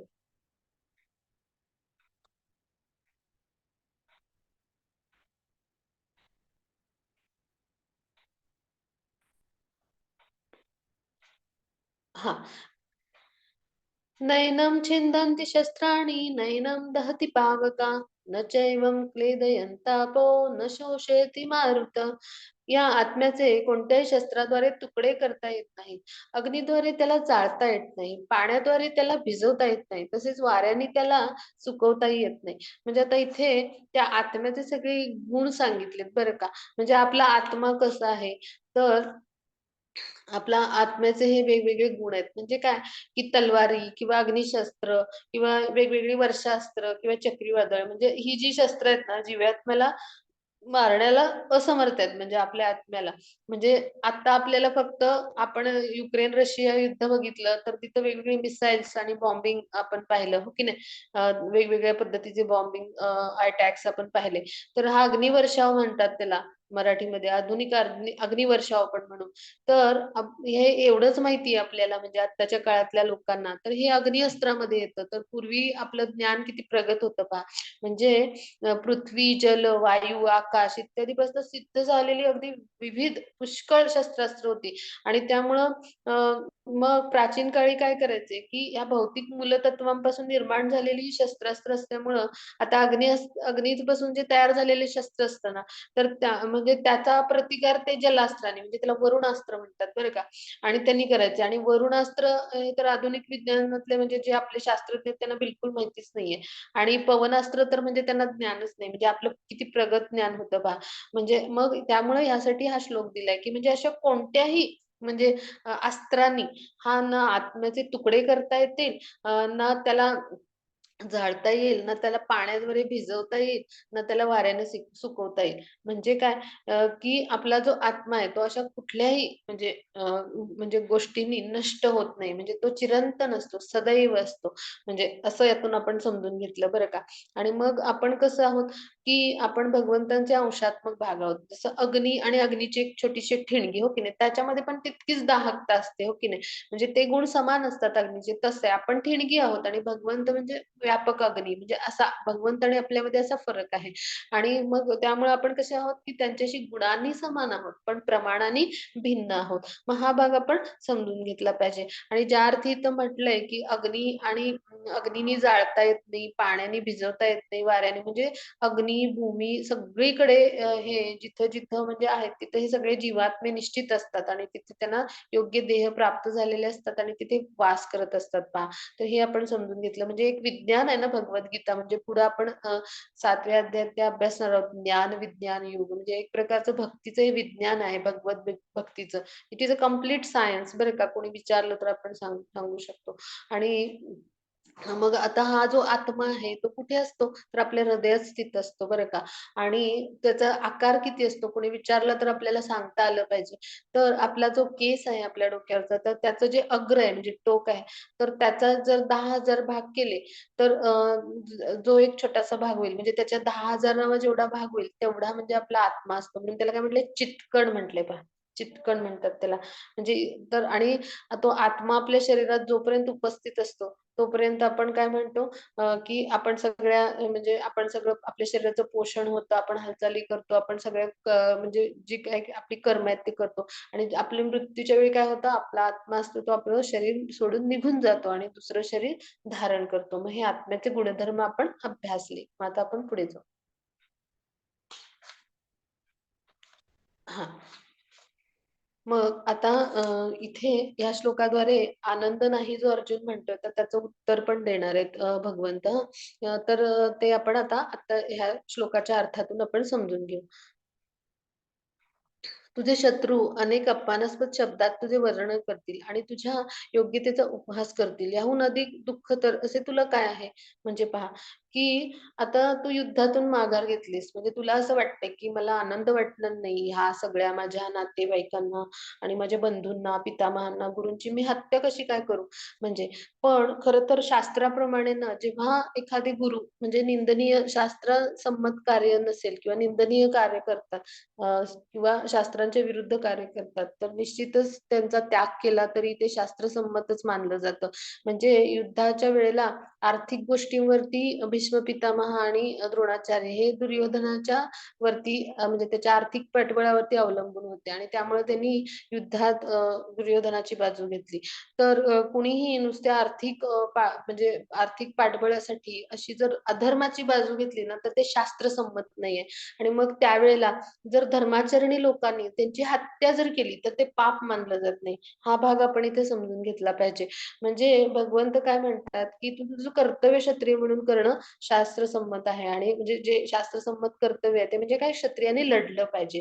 आणि मग तुला जर करुणा वाटली समजा आणि तू म्हणालास, की "मी इकडे माघार घेतो युद्धातून." पण तुझे शत्रू काही असं नाही समजणार ना. म्हणजे की शत्रू नाही असं म्हणणार, की अर्जुन अत्यंत ज्ञानी, उत्तम धनुर्धारी असून सुद्धा उत्तम लढवय्या आहे. सगळ्यांना माहिती आहे, तो अत्यंत मोठा धनुर्धर आहे आणि असं असताना तू युद्धात माघार घेतली का तर तुला अपार करुणा वाटली आपल्या नातेवाईकांविषयी, असं नाही तुला कोणी म्हणणार. तुझे जे शत्रू आहेत, तर ते म्हणतील, की "तो पळून गेला, भ्याड आहे, त्यानं पळ काढला, माघार घेतली," असं म्हणतील. म्हणजे एखाद्या धनुर्धरासाठी अशा विश्वविख्यात असा जो योद्धा आहे, तर त्याच्यासाठी ह्याच्यापेक्षा अपमानास्पद गोष्ट कुठली? मग ह्यापेक्षा मरण बरं, असं म्हणजे हो ना. म्हणजे काय, की तुझी जी योग्यता आहे, तू उत्तम धनुर्धर आहेस, तर त्याचा उपहास करतील हे सगळे शत्रू लोक तुझे आणि कोणी असं समजून नाही घेणार, की तुझ्या मनात असलेल्या अपार करुणेमुळं तू माघार घेत आहेस किंवा तू युद्ध करायला इच्छुक नाहीस. मग ह्यापेक्षा एखाद्या क्षत्रियासाठी दुःखकर असं ते काय असू शकतं, असं भगवंत म्हणतात आणि ह्यापेक्षा क्षत्रियासाठी मग मरण बरं, असं मैदानातून पळणं भ्याडपणे किंवा माघार घेण्यापेक्षा. आणि मग ह्या अशा अपमानास्पद शब्दात जर तुझं वर्णन केलं, तर तुझ्या योग्यतेचा तो उपहास होईल. मग ह्यातून आपण काय समजून घ्यायचं, की एखादा जो नेता असतो, एखाद्या म्हणजे म्हणजे एखादा जो लीडर किंवा आपण म्हणतो प्रमुख नेता नेता असतो, तर त्याला संपूर्ण सामान्य जनता काय करत असते? अनुसरण करत असते पहा आणि त्याचा आदर्श प्रस्थापित होत असतो समाजामध्ये. म्हणून त्यानं त्याचं आचरण कसं पाहिजे तर सर्व शास्त्रसंमत जेव्हा आचरण असतं आणि तो स्वतः जेव्हा नीतिमूल्यांचं म्हणजे आचरण करतो, तेव्हाच त्याच्या मागून येणारे जे योद्धे आहेत ते आचरण करत असतात किंवा जी पुढची पिढी असते ते आचरण करतील, हो की नाही? म्हणजे आपल्या घरातले ज्येष्ठ आहेत, त्यांनी आपल्या जीवनातली नीतिमूल्य आणि सगळ्या आचारसंहितेचं आचरण केलं तर निश्चितच तो पुढच्या पिढीला एक प्रकारे आदर्श उपलब्ध करून आपण देत असतो. मग जर अर्जुनाने युद्ध नाही केलं, तर त्याच्या योग्यतेचा उपहास तर होईलच आणि त्याद्वारे काय होईल की ते अत्यंत दुःखकर आहे असं म्हणजे असं घडणं आणि त्याद्वारे मग एक प्रकारे त्याचं पतनच होणार आहे आणि म्हणून त्यापेक्षा तू काय कर, की क्षत्रियाचं कर्तव्य आहे, की युद्ध करणं आणि युद्धासाठी सज्ज होणं रणांगणावरती, तर ते तू कर, असं भगवंत सांगतात. आणि त्याला आनंद वाटत नाही ही त्याची काय कुटुंबाविषयीची आसक्ती आहे आणि त्याला हे देहसंबंधी वाटतात. त्यासाठी त्यांनी काय सांगितलं, की आपला आत्मा आहे तो कधीच मरत नाही. त्याला जन्म-मृत्यू नाही आणि आपल्या शरीराला या वेगवेगळ्या विकासाच्या अवस्था आहेत शरीराच्या ह्या आणि त्याचबरोबर शरीराच्या ह्या समस्या आहेत. मग ह्याच्यामध्ये ह्या भौतिक गोष्टीमध्ये गुंतून न पडता म्हणजे जीवात्मा जेव्हा भौतिक प्रकृतीमध्ये येतो, तेव्हा त्याला हे शरीर मिळतं. त्याच्या पूर्वकर्मानुसार मनुष्याचा देह मिळेल, पशुचा मिळेल किंवा आणि कोणता देह मिळेल. मग त्यानुसार तो शरीर मिळतं त्याच्या पूर्वकर्मानुसार. तर ह्यात न गुंतून पडता तू काय कर, की तुझं कर्तव्य कर्म कर आणि ते काय आहे युद्ध करणं. म्हणजे काय की युद्ध केल्यामुळं काय होईल म्हणजे तुझं कर्तव्य कर्म केल्यामुळं आणि ते श्रीकृष्णांच्या मार्गदर्शनाखाली, श्रीकृष्णांच्या आनंदासाठी, श्रीकृष्णांच्या संतुष्टीसाठी जेव्हा होईल, तेव्हा काय होईल ते कृष्ण भावनाभावित कर्म होईल किंवा कृष्ण कर्म होईल किंवा ज्याला आपण आध्यात्मिक कर्म होईल, की ज्यामुळे काय होईल म्हणजे अर्जुनाची त्या एक प्रकारे प्रगतीच होणार आहे ती मोक्षाच्या दृष्टीने आणि म्हणून ते कर्तव्य कर्म आहे, तर ते आपण केलं पाहिजे आणि कृष्णांच्या आनंदासाठी केलं पाहिजे, कृष्णांच्या संतुष्टीसाठी केलं पाहिजे आणि त्यामुळं आनंद नाही असं वाटून घेण्यापेक्षा तू तुझं कर्तव्य कर्म आहे ते कर आणि ते केल्यामुळं काय होईल, तुला पुढची गती प्राप्त होईल, असं भगवंतांना ह्याच्यातून सांगायचंय. आता आपण पुढे जाऊया. हां. मग आता इथं भगवंतांनी सांगितलं या चित्रात, की आता पुढे चित्रात ते म्हणतात, की म्हणजे आता तू जर तुझं कर्तव्य कर्म केलंस, तर एखादा क्षत्रिय आहे, त्याला युद्धात लढता-लढता वीरमरण आलं, तर काय होतं त्याला उच्च लोकाची प्राप्ती होते पहा. म्हणजे एखादा आध्यात्मिक म्हणजे आध्यात्मिक जीवनामध्ये स्वतःला समर्पित केलेला जो संन्यासी असतो, त्याला कशी उच्च लोकाची प्राप्ती होते ना, तशी म्हणजे त्याला साधना, भक्ती साधनेचे वगैरे प्रयत्न करून, खडतर तप करून म्हणजे अगदी तशीच म्हणजे ह्याला जो क्षत्रिय असतो त्याला उच्च कोटीचं म्हणजे जे लोक आहेत म्हणजे उच्च लोक आहेत वेगवेगळे स्वर्ग वगैरे तप किंवा ब्रह्मलोक सर्वश्रेष्ठ लोक आहे. म्हणजे अशा चांगल्या लोकांमध्ये तुला युद्धात लढता-लढता समजा तू हरला आणि मारला गेलास तू युद्धात, तर तुला अशा उच्च लोकाची प्राप्ती होईल असं ते म्हणतात. आणि समजा तू विजयी झालास, तर काय होईल संपूर्ण पृथ्वीवर तुझं साम्राज्य तुला उपभोगायला मिळेल, हो की नाही? म्हणजे यात नुकसान कोणतेच नाही. मग ते पुढचे आपण श्लोकात अभ्यासणार आहोत. त्याची पुढचा श्लोक घेऊया. हां. हे कौंतेय रणभूमीवर तू मारला जाशील आणि तुला स्वर्गप्राप्ती होईल किंवा तू विजयश्री प्राप्त करून पृथ्वीचे साम्राज्य उपभोगशील. म्हणून दृढनिश्चय होऊन उठ आणि युद्ध कर. म्हणजे काय, की एकतर तुला रणभूमीवर तू मारला जाशील आणि तुला उच्च लोकाची प्राप्ती होईल, स्वर्गप्राप्ती होईल किंवा विजयश्री प्राप्त होऊन काय होईल पृथ्वीचं साम्राज्य म्हणजे यात नुकसान काहीच नाही. म्हणजे काय, की दृढनिश्चयाने उठ आणि युद्ध कर. म्हणजे ह्या शरीराला अवस्था येतच राहणार आणि असे सुख-दुःख जे असतात हे मानवी जीवनामध्ये या भौतिक प्रकृतीमध्ये येतच असतात. पुढे 9व्या अध्यायात आपण ऐकू, भौतिक प्रकृतीला दुःख आलंय अशाश्वतम म्हटलंय. इथं काहीच शाश्वत नाही आणि प्रत्येक वेळी सुख आणि दुःख, उन्हाळा, पावसाळा जसं ऋतू बदलतात तसं मानवी जीवनामध्ये या भौतिक प्रकृतीमध्ये येतच असतं. आणि मग त्यामुळं आपण ह्याच्यावर शोक करायची गरज नाही किंवा दुःख करायची गरज नाही आणि आपलं कर्तव्य कर्म काय क्षत्रिय म्हणून क्षत्रियानं काय केलं पाहिजे तर आपण युद्ध केलं पाहिजे, लढलं पाहिजे आणि ते तू कर आणि त्याद्वारे काय होईल, एकतर तू विजयी होशील तर तुला म्हणजे पृथ्वीचं साम्राज्य साम्राज्यच मिळेल, पूर्ण सम्राटच पद मिळेल, राजा होशील आणि तुला ते राज्य उपभोगायला मिळेल आणि रणभूमीवर मारला गेलास तर तुला स्वर्गलोकाची प्राप्ती होईल. म्हणजे ह्यात नुकसान नक्कीच काही नाही आहे. म्हणून तू दृढनिश्चयाने उठ आणि युद्ध कर, असं भगवंत सांगतात. पहा मग आता इथे कौंतेय हा शब्द का वापरला? तर कौंतेय यातून काय म्हणायचं त्यांना, की कुंतीचं महान असं कुळ होतं पहा, कुंती राणीचं. म्हणजे जेव्हा आपण किंवा कधी-कधी भारत भारत हा शब्द वापरला, तर हे सुद्धा काय आहे, की महान असं कुळ आहे. म्हणजे सर्वश्रेष्ठ ही कुळं आहेत आपल्या भूमीतली. तर मग त्यामुळे जबाबदारी वाढते ना त्याची, म्हणजे जी काही आहे क्षत्रिय म्हणून आणि अशा पद्धतीने ते त्याला प्रेरणा देतात अशा शब्दांनी. म्हणजे अगदी तोलून योग्य असे शब्द अत्यंत सुंदर त्यांनी वापरलेत, की एखादे गुरु काय करतात आपल्या शिष्याला प्रेरणा देण्यासाठी म्हणजे असं प्रेरणा देत असतात. असं गुरूंना शिष्य माहीत असतो कसा आहे. तर ते काय काय करत असतात, त्याला ज्ञान देऊन त्याला भक्ती मार्गावर किंवा मोक्षपथावर म्हणजे पुढे-पुढे येत असतात. तर अगदी म्हणजे श्रीकृष्ण तर जगद्गुरू आहेत. म्हणजे आपण म्हणजे आणि अर्जुनांना ते शिष्य म्हणून स्वीकारलंय पहा आणि त्याद्वारे ते त्यांना आता हे अशा पद्धतीचं ज्ञान देत आहेत आणि त्यांना प्रेरणा देत आहेत आपल्या उपदेशांतून. आणि अशा पद्धतीने ते कोणते भारत आता आपण सगळ्यांनी लक्ष ठेवा, वेगवेगळी नावं आहेत अर्जुनांसाठी, कृष्णांसाठी. अत्यंत म्हणजे अर्जुन सुद्धा अत्यंत बुद्धिमान आहे. त्यांनी वेगवेगळी जी नावं वापरलीत, तर त्यामागे पण खूप मोठा मतितार्थ आहे. तर आपण समजून घेणारच आहोत. तर इथे अर्जुनांना अशा पद्धतीनं ते प्रेरणा देण्यासाठी असे शब्द वापरतायत आणि त्याद्वारे त्यांची किती महत्त्वाची जबाबदारी आहे युद्ध करणं, लढणं क्षत्रिय म्हणून. त्याद्वारे ते सूचित करतात भगवंत. म्हणजे एक उत्तम गुरु ह्यापेक्षा आणि कोणते असू शकतात ना? तर हा भाग आपण समजून घेतला. आता आपण पुढे जाऊया. हां. मग ह्याच्यासाठीच एक सुंदरसा श्लोक आहे बरं का. हा खूप महत्त्वाचा आहे. तर हा आपण समजून घेऊया. नेहाभिक्रमनाशोऽस्ति प्रत्यवायो न विद्यते स्वल्पमल्पस्य धर्मस्य त्रायते महतो भयात्. म्हणजे काय? की या प्रयत्नात कोणतेही नुकसान नाही किंवा ऱ्हास नाही आणि ह्या मार्गातील अल्प प्रगतीनेही मनुष्याच्या मोठ्या भयंकर भयापासून संरक्षण होते. म्हणजे काय?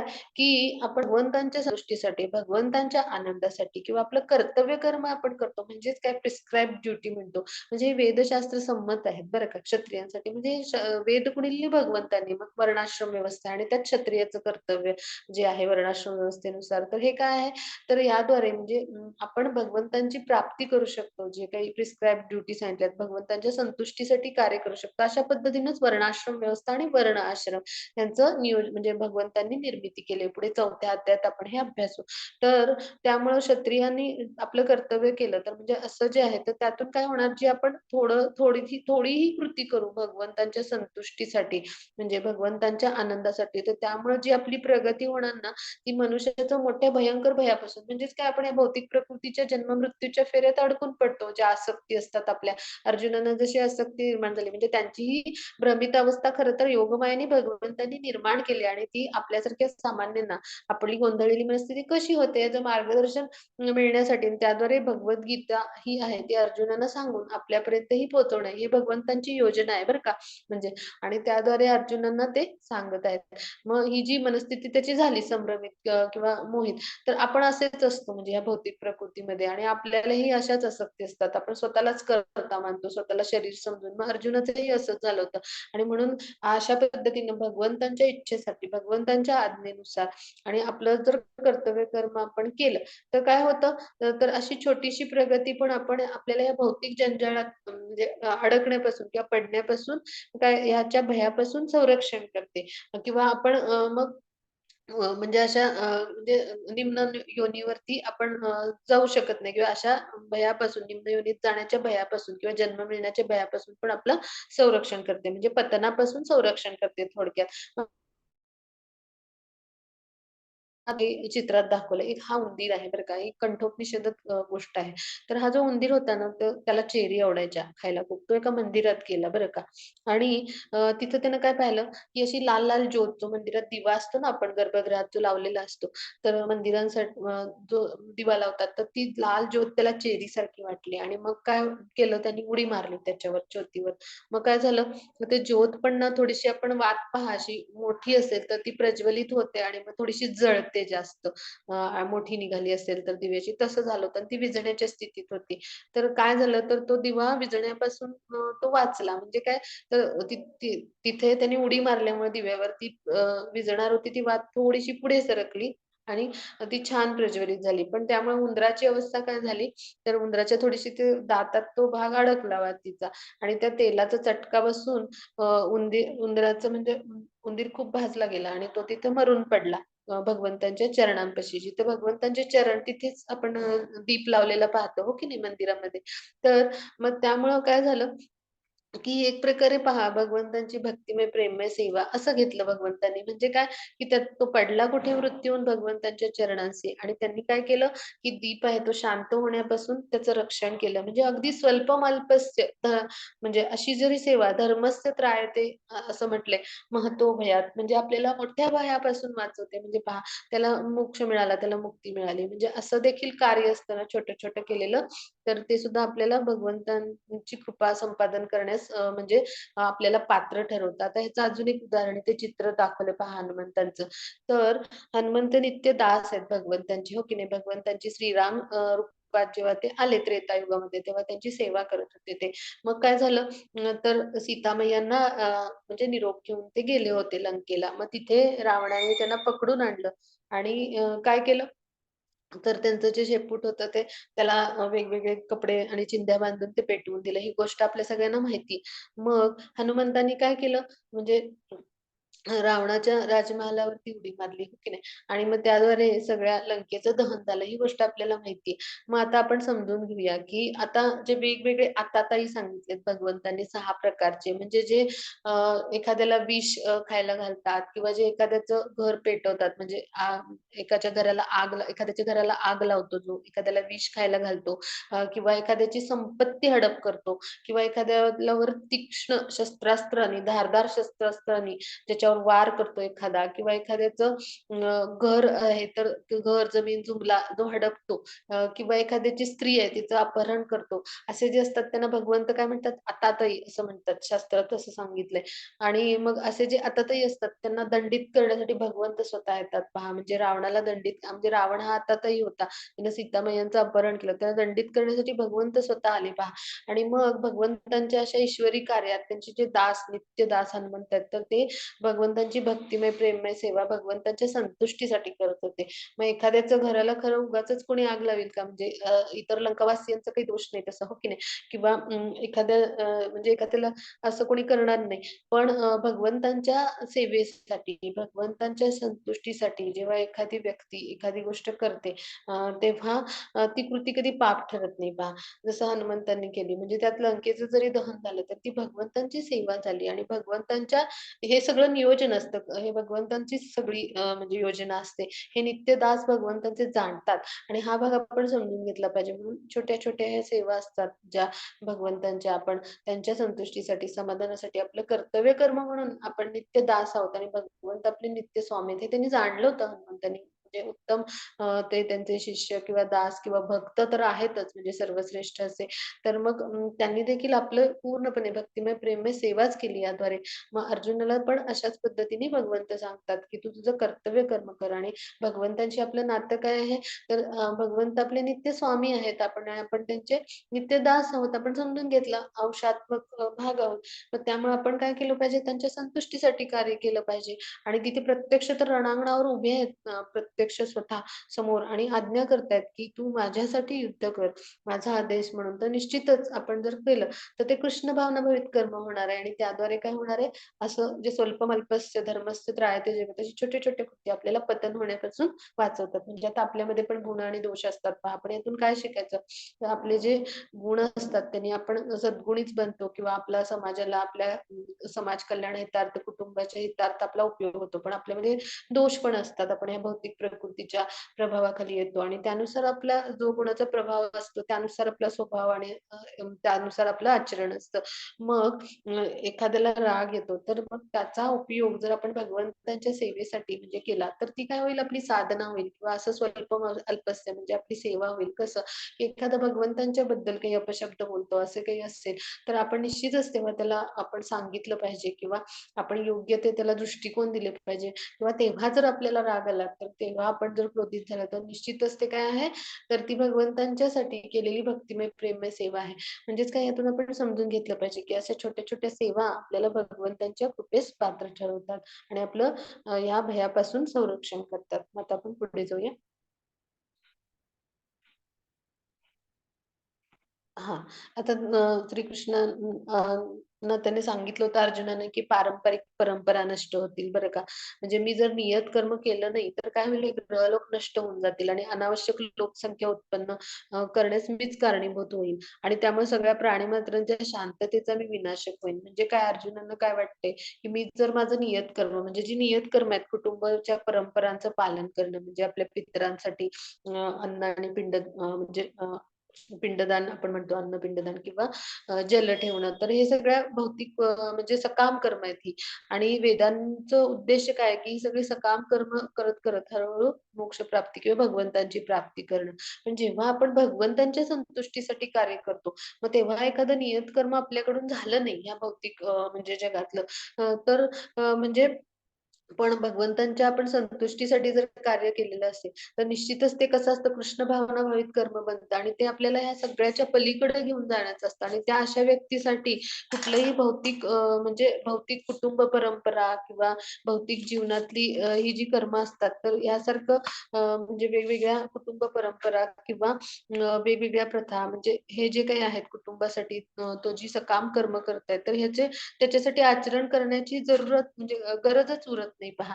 अशा पद्धतीनं ते कृष्ण भावनेमध्ये त्याला दृढ करणारं असतं आणि त्रिगुणांच्या अतीत घेऊन जाणारं असतं म्हणजे प्रकृतीच्या 3 गुणांच्या असं कर्म असतं. आणि म्हणून आपण काय केलं पाहिजे, की भगवंतांनी सुद्धा जेव्हा ते आले अ, मनुष्य अवतारात म्हणजे गोकुळामध्ये अवतरित झाले.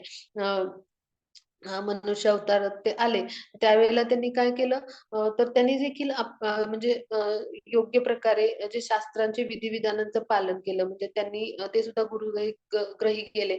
त्यांनी सुद्धा गुरुग्रही जाऊन गुरूंकडनं अध्ययन केलं, म्हणजे शिक्षण घेतलं. त्यानंतर आपले जे वेगवेगळे धर्म आहेत, म्हणजे उत्तम पती, उत्तम पिता अशा पद्धतीने त्यांनी सगळ्या आपल्या आश्रमांचं पालन केलं आणि त्याचबरोबर ते म्हणजे ते त्यांनी एक मथुरेचे जे म्हणजे म्हणजे मथुरेचे जे ते म्हणजे राजा होते, तर किंवा द्वारकाधीश म्हणतात. तर त्यांनी एक म्हणजे राजा म्हणून आपल्या प्रजेचं पण संरक्षण आणि ते प्रत्यक्ष भगवान आहेत. मग आपले जे भक्त आहेत पहा गोकुळातले, तर त्यांच्यासाठी जेव्हा इंद्रानी खूप मोठा म्हणजे पाऊस पाडला, वर्षा केली इंद्रानी क्रोधित होऊन, तेव्हा काय केलं त्यांनी गोवर्धन पर्वत वयाच्या 7व्या वर्षी 7 दिवस त्यांनी उचलून धरला. म्हणजे भगवंत आहेत आणि भगवंतांना आपल्या भक्तांना कधीही त्रास दिलेला आवडत नाही. आणि ते त्यांच्या संरक्षणासाठी धावून येतात पहा. तर त्यांनी सगळे गोकुळवासियांचं संरक्षण केलं. गोकुळवासी म्हणजे कोण आहेत? उच्च कोटीचे भगवंतांचे भक्त आहेत. ब्रजभूमी म्हणतात पहा.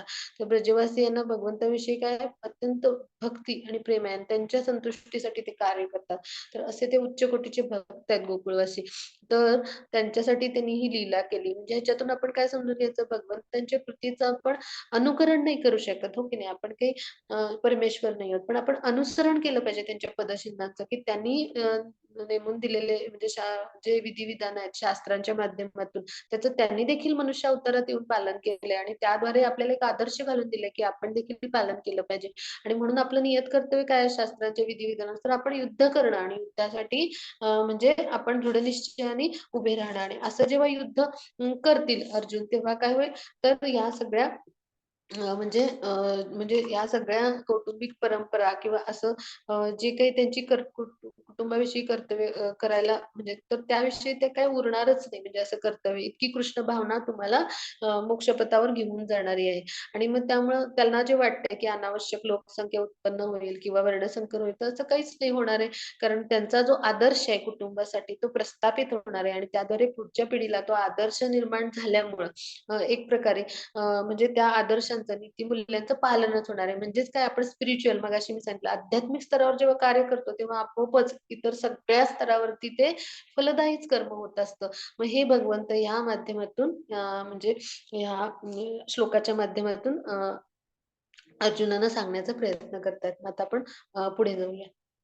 म्हणजे इथे आपण हा समजून घेतला पाहिजे भाग, की आपण भौतिक प्रकृतीमध्ये किंवा आपण स्वतः किती आसक्त असतो भौतिक प्रकृतीच्या गुणांमध्ये, की आपल्याला त्यामुळं हे लक्षात येत नाही, की आपलं नियत कर्तव्य काय काय आहे आणि हीच अवस्था आहे.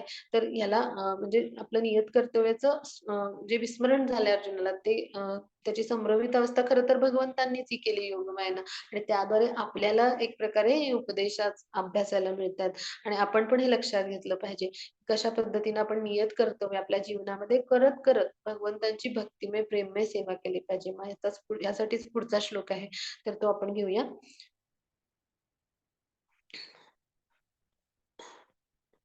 व्यवसायात्मिका बुद्धी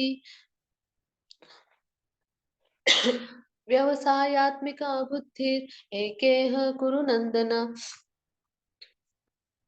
बहुशाखा हनन्ताश्च बुद्धियो बुद्धियो व्यवसायिना जो या मार्गावर असतात, ज्यांची बुद्धी दृढनिश्चयी असते, त्यांचे ध्येयही एक असते. हे प्रिय कुरुनंदना, जे डळमळीत वृत्तीचे असतात, त्यांच्या बुद्धीला अनेक पाटे फुटलेले असतात. आता व्यवसायात्मिका बुद्धी म्हणजे काय, ते आपण समजून घेऊया.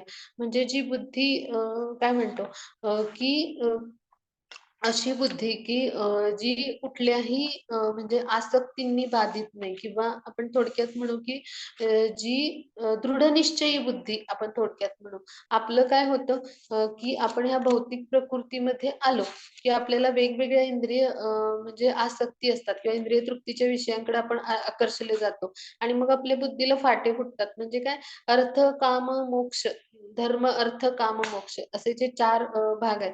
तर इकडे आपण आकर्षित होतो आणि अशा पद्धतीने आपण कर्म करत असतो या भौतिक प्रकृतीमध्ये आणि म्हणून भगवंत काय सांगतात व्यवसायात्मक बुद्धी.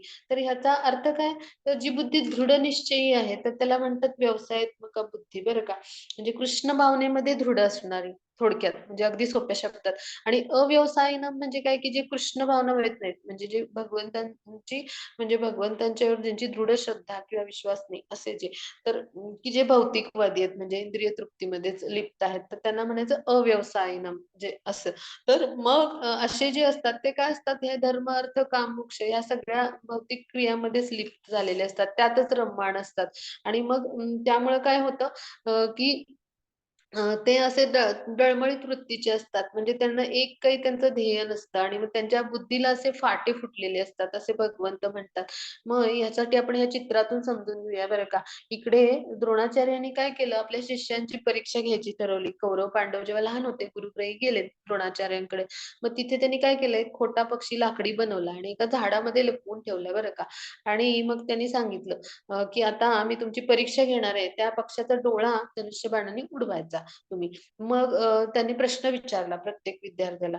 मग पहिल्यांदा काही कौरव आले त्यांना विचारलं, की "तुला काय दिसतं?" दुर्योधनाला विचारलं त्यांनी. तर त्यानं सांगितलं, "मला आकाश दिसतं, मग मला पानं, फुलं दिसतात, फांद्या दिसतात, मग पक्षी दिसतो आणि मग झाड दिसतं आणि म्हणजे असं आणि मग त्याचा डोळा दिसतो." असं सांगितलं. मग काही कौरवांनी सांगितलं, की "आम्हाला आजूबाजूची हिरवी सृष्टी, मग त्याच्यावर बसलेले पक्षी पण दिसतायत इतर आणि मग ढग पण दिसतायत, हलणारी पानं पण दिसतायत. म्हणजे असं सगळं प्रत्येकाने वेगवेगळं. मग ते खूप निराश झाले. मग अर्जुनाला बोलावलं त्यांनी आणि अर्जुनाला त्यांनी विचारलं, की "तुला काय दिसतं?" तर अर्जुनाने सांगितलं, "मला तो पक्षी दिसतो आणि त्याचा डोळा दिसतो." मग ह्याला म्हणायचं व्यवसायात्मिका बुद्धी. म्हणजे काय, की दृढनिश्चयी बुद्धी म्हणजे पूर्ण लक्ष केंद्रित करून म्हणजे अत्यंत काय म्हणतो उत्तम असं कॉन्सन्ट्रेशन आपण म्हणतो. म्हणजे असं दृढ निश्चयाने आणि अत्यंत पक्क्या अशा मनाच्या निश्चयाने आपण जे एखादं कर्म करतो. तर त्याला म्हणायचं व्यवसायात्मक बुद्धी आणि इथे याचा अर्थ काय? तर अशी बुद्धी जी कृष्ण भावनेमध्ये दृढ आहे. म्हणजे कृष्णावर पूर्ण विश्वास, श्रद्धा की ते परमेश्वर भगवान आहेत आणि आपण त्यांचे नित्य दास आहोत किंवा आपण त्यांचे जीवात्मक अंश आहोत आणि ते आपले स्वामी आहेत. अशी जेव्हा आपल्याला पूर्ण त्यांच्यावर श्रद्धा आणि भक्ती असते किंवा त्यांच्याविषयी दृढ विश्वास असतो. मग तेव्हा काय होतं, की आपण कृष्ण भावनेमध्ये कर्म करतो आणि मग भौतिक जगात असणाऱ्या ह्या वंश परंपरा, मानवता, राष्ट्रीयता अशी कुठलीही कर्म आपल्याला करायची आवश्यकता राहत नाही. कारण काय होतं, ही भौतिक कर्म आहेत की नाही, ते आपल्या शरीरासोबतच त्यांचा अंत होतो. म्हणजे आपल्या शरीर त्यापासून होणाऱ्या फळांचा. मग कृष्ण भावनेमधलं काम असतं ना, आपण जे करतो कृष्ण भावनेमध्ये दृढ होऊन कर्म करतो, तर ते काय करतं आपल्याला शरीराच्या नाशानंतरही कृष्ण भावनेकडेच घेऊन जातं पहा. म्हणजे आपण जन्म-मृत्यूच्या वेगवेगळ्या योनीतून जात असतो. म्हणजे अशा वेगवेगळ्या योनीतून आपल्या 84 लक्ष प्रवास होतो आपल्या कर्मानुसार. मग आपल्याला पुन्हा म्हणजे निश्चित संधी मनुष्य योनीत पुढील प्राप्त म्हणजे पुढील जीवन आपल्याला मिळू शकतं. म्हणजे अशी निश्चित आपल्याला संधी प्राप्त होऊ शकते पहा. म्हणजे एखाद्या महान धर्मपरायण व्यक्तीच्या घरी, ब्राह्मणाच्या घरी आपला जन्म होतो किंवा एखाद्या सुंदर वैभवशाली कुटुंबात आपला जन्म होतो आणि त्यामुळे आपल्याला पुन्हा एकदा कृष्ण भावनेमध्ये उन्नत व्हायला संधी मिळते. हेच म्हणजे कृष्ण भावनेचं हे वैशिष्ट्य आहे. म्हणजे असं कृष्ण भावनाभावित कर्म केल्याचं हे वैशिष्ट्य आहे, की आपल्याला अशा संधी मिळतात. आणि मग असं जेव्हा आपण काम करतो, तेव्हा आपलं हे कर्म आहे ते चांगलं-वाईट या द्वंद्वाच्या पण पलीकडे जातं. आणि मग अशी जी संकल्पना आहे, म्हणजे जी भौतिक संकल्पना असते आपण जे करत असतो म्हणजे इंद्रिय तृप्तीसाठी, तर त्याच्या आपण शुभ-अशुभ म्हणजे या सकाम सगळ्या कर्मांच्या, इंद्रिय तृप्तीच्या, या इच्छांच्या पलीकडे जातो आणि आपल्यामध्ये कृष्ण भावना दृढ होते पहा. आणि म्हणून त्याला काय म्हटलंय, कृष्ण भावनेचं परमोच्च अशी अवस्था किंवा परिपूर्णत्व म्हटलंय. आणि मग ही स्थिती आपल्याला प्राप्त होते. म्हणून आपण काय केलं पाहिजे, कृष्ण भावनेमध्ये युक्त राहून कर्म केलं पाहिजे.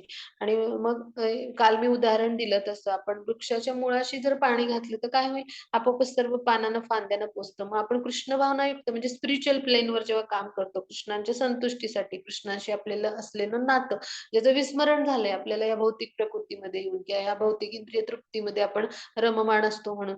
तर ते जेव्हा आपण पुन्हा जागृत करतो, तेव्हा काय होतं, तर आपल्या स्वतःचं आपण म्हणजे जे नातं आहे ते समजून घेऊन आपण कृष्णांच्या संतुष्टीसाठी जेव्हा कार्य करतो, तेव्हा निश्चितच आपण पण आनंदी होऊ, हो की नाही? आणि आपली जी कुटुंब, समाज, राष्ट्र, मानवता ह्याची जी कर्तव्य कर्म किंवा ज्या सेवा असतात, त्या आपण सर्वोत्कृष्ट देऊ शकतो, हो की नाही?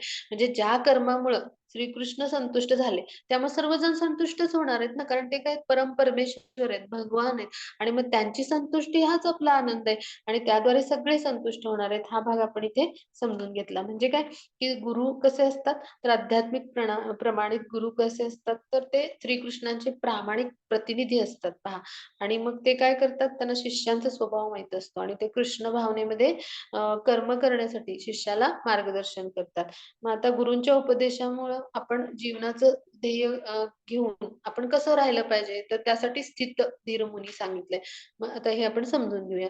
अर्जुन म्हणाला, "हे कृष्ण, ज्याची भावना अशी समाधिस्थ झाली आहे.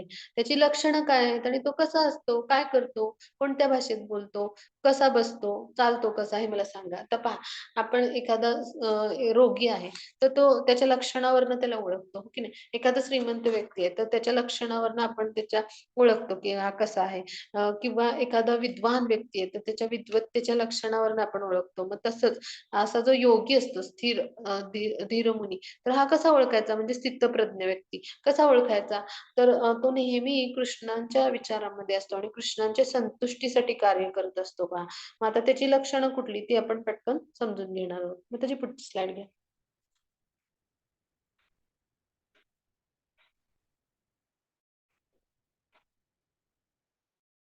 हरे कृष्ण. मग त्याची पुढची स्लाईड घेऊया. हां. मग तो कसा चालतो किंवा बसतो कसा किंवा तो कसं बोलतो हे सगळं आपण समजून घेणार आहोत. पुढची स्लाईड. हां.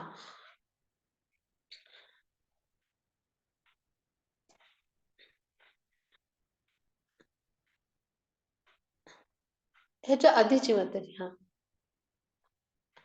परमपुरुष भगवंत म्हणाले, "हे पार्थ, जेव्हा मनुष्य मानसिक उपजातून उत्पन्न झालेल्या सर्व प्रकारच्या इंद्रिय इच्छांचा त्याग करतो आणि तेव्हा त्याच्या मनाला एकांतातच समाधान मिळते, तेव्हा तो शुद्ध दिव्य चैतन्यात असतो," असे म्हणतात.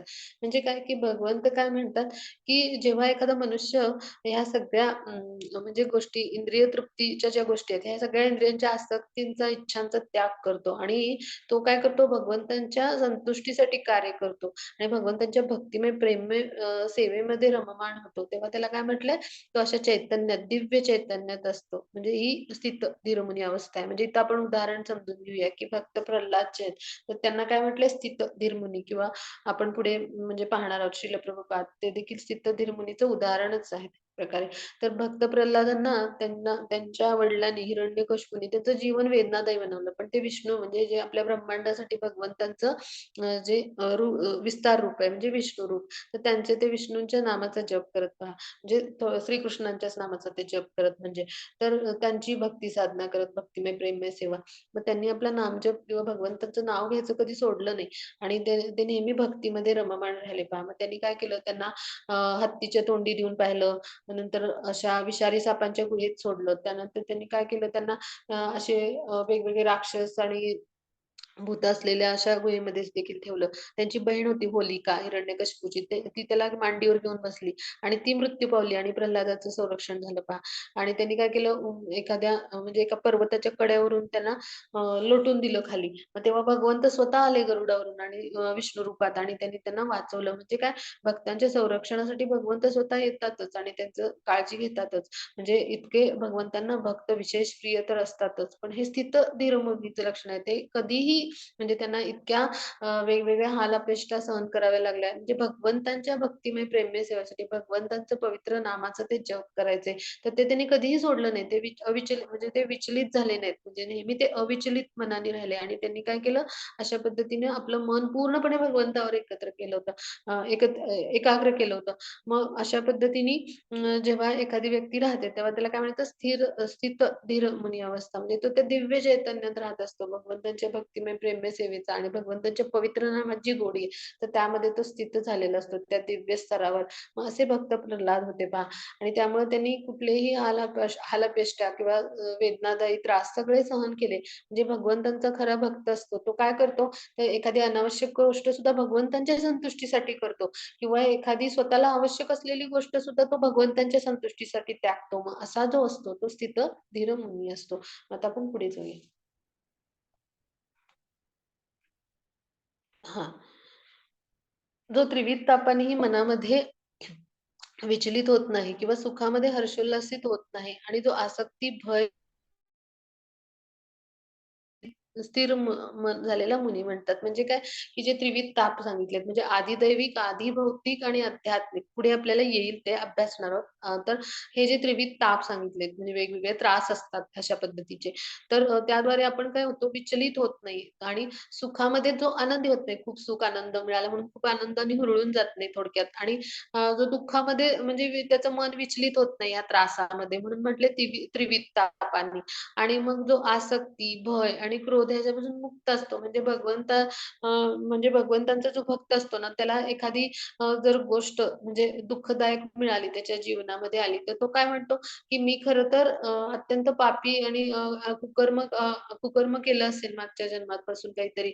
मला खरं तर मोठं काहीतरी म्हणजे ह्याचं फळ मिळणार होतं म्हणजे ह्याचं पण ते भगवंतांची कृपा आहे माझ्यावर, की मला थोडंसंच अत्यल्पच याचं फळ मिळालंय आणि भगवंतांच्या कृपेमुळं ती सहनशीलता पण मला मिळाली, की मला ते म्हणजे जे बळ आहे ते सहन करण्याचं ते भगवंतांच्या कृपेमुळे मिळते असा तो विचार करतो.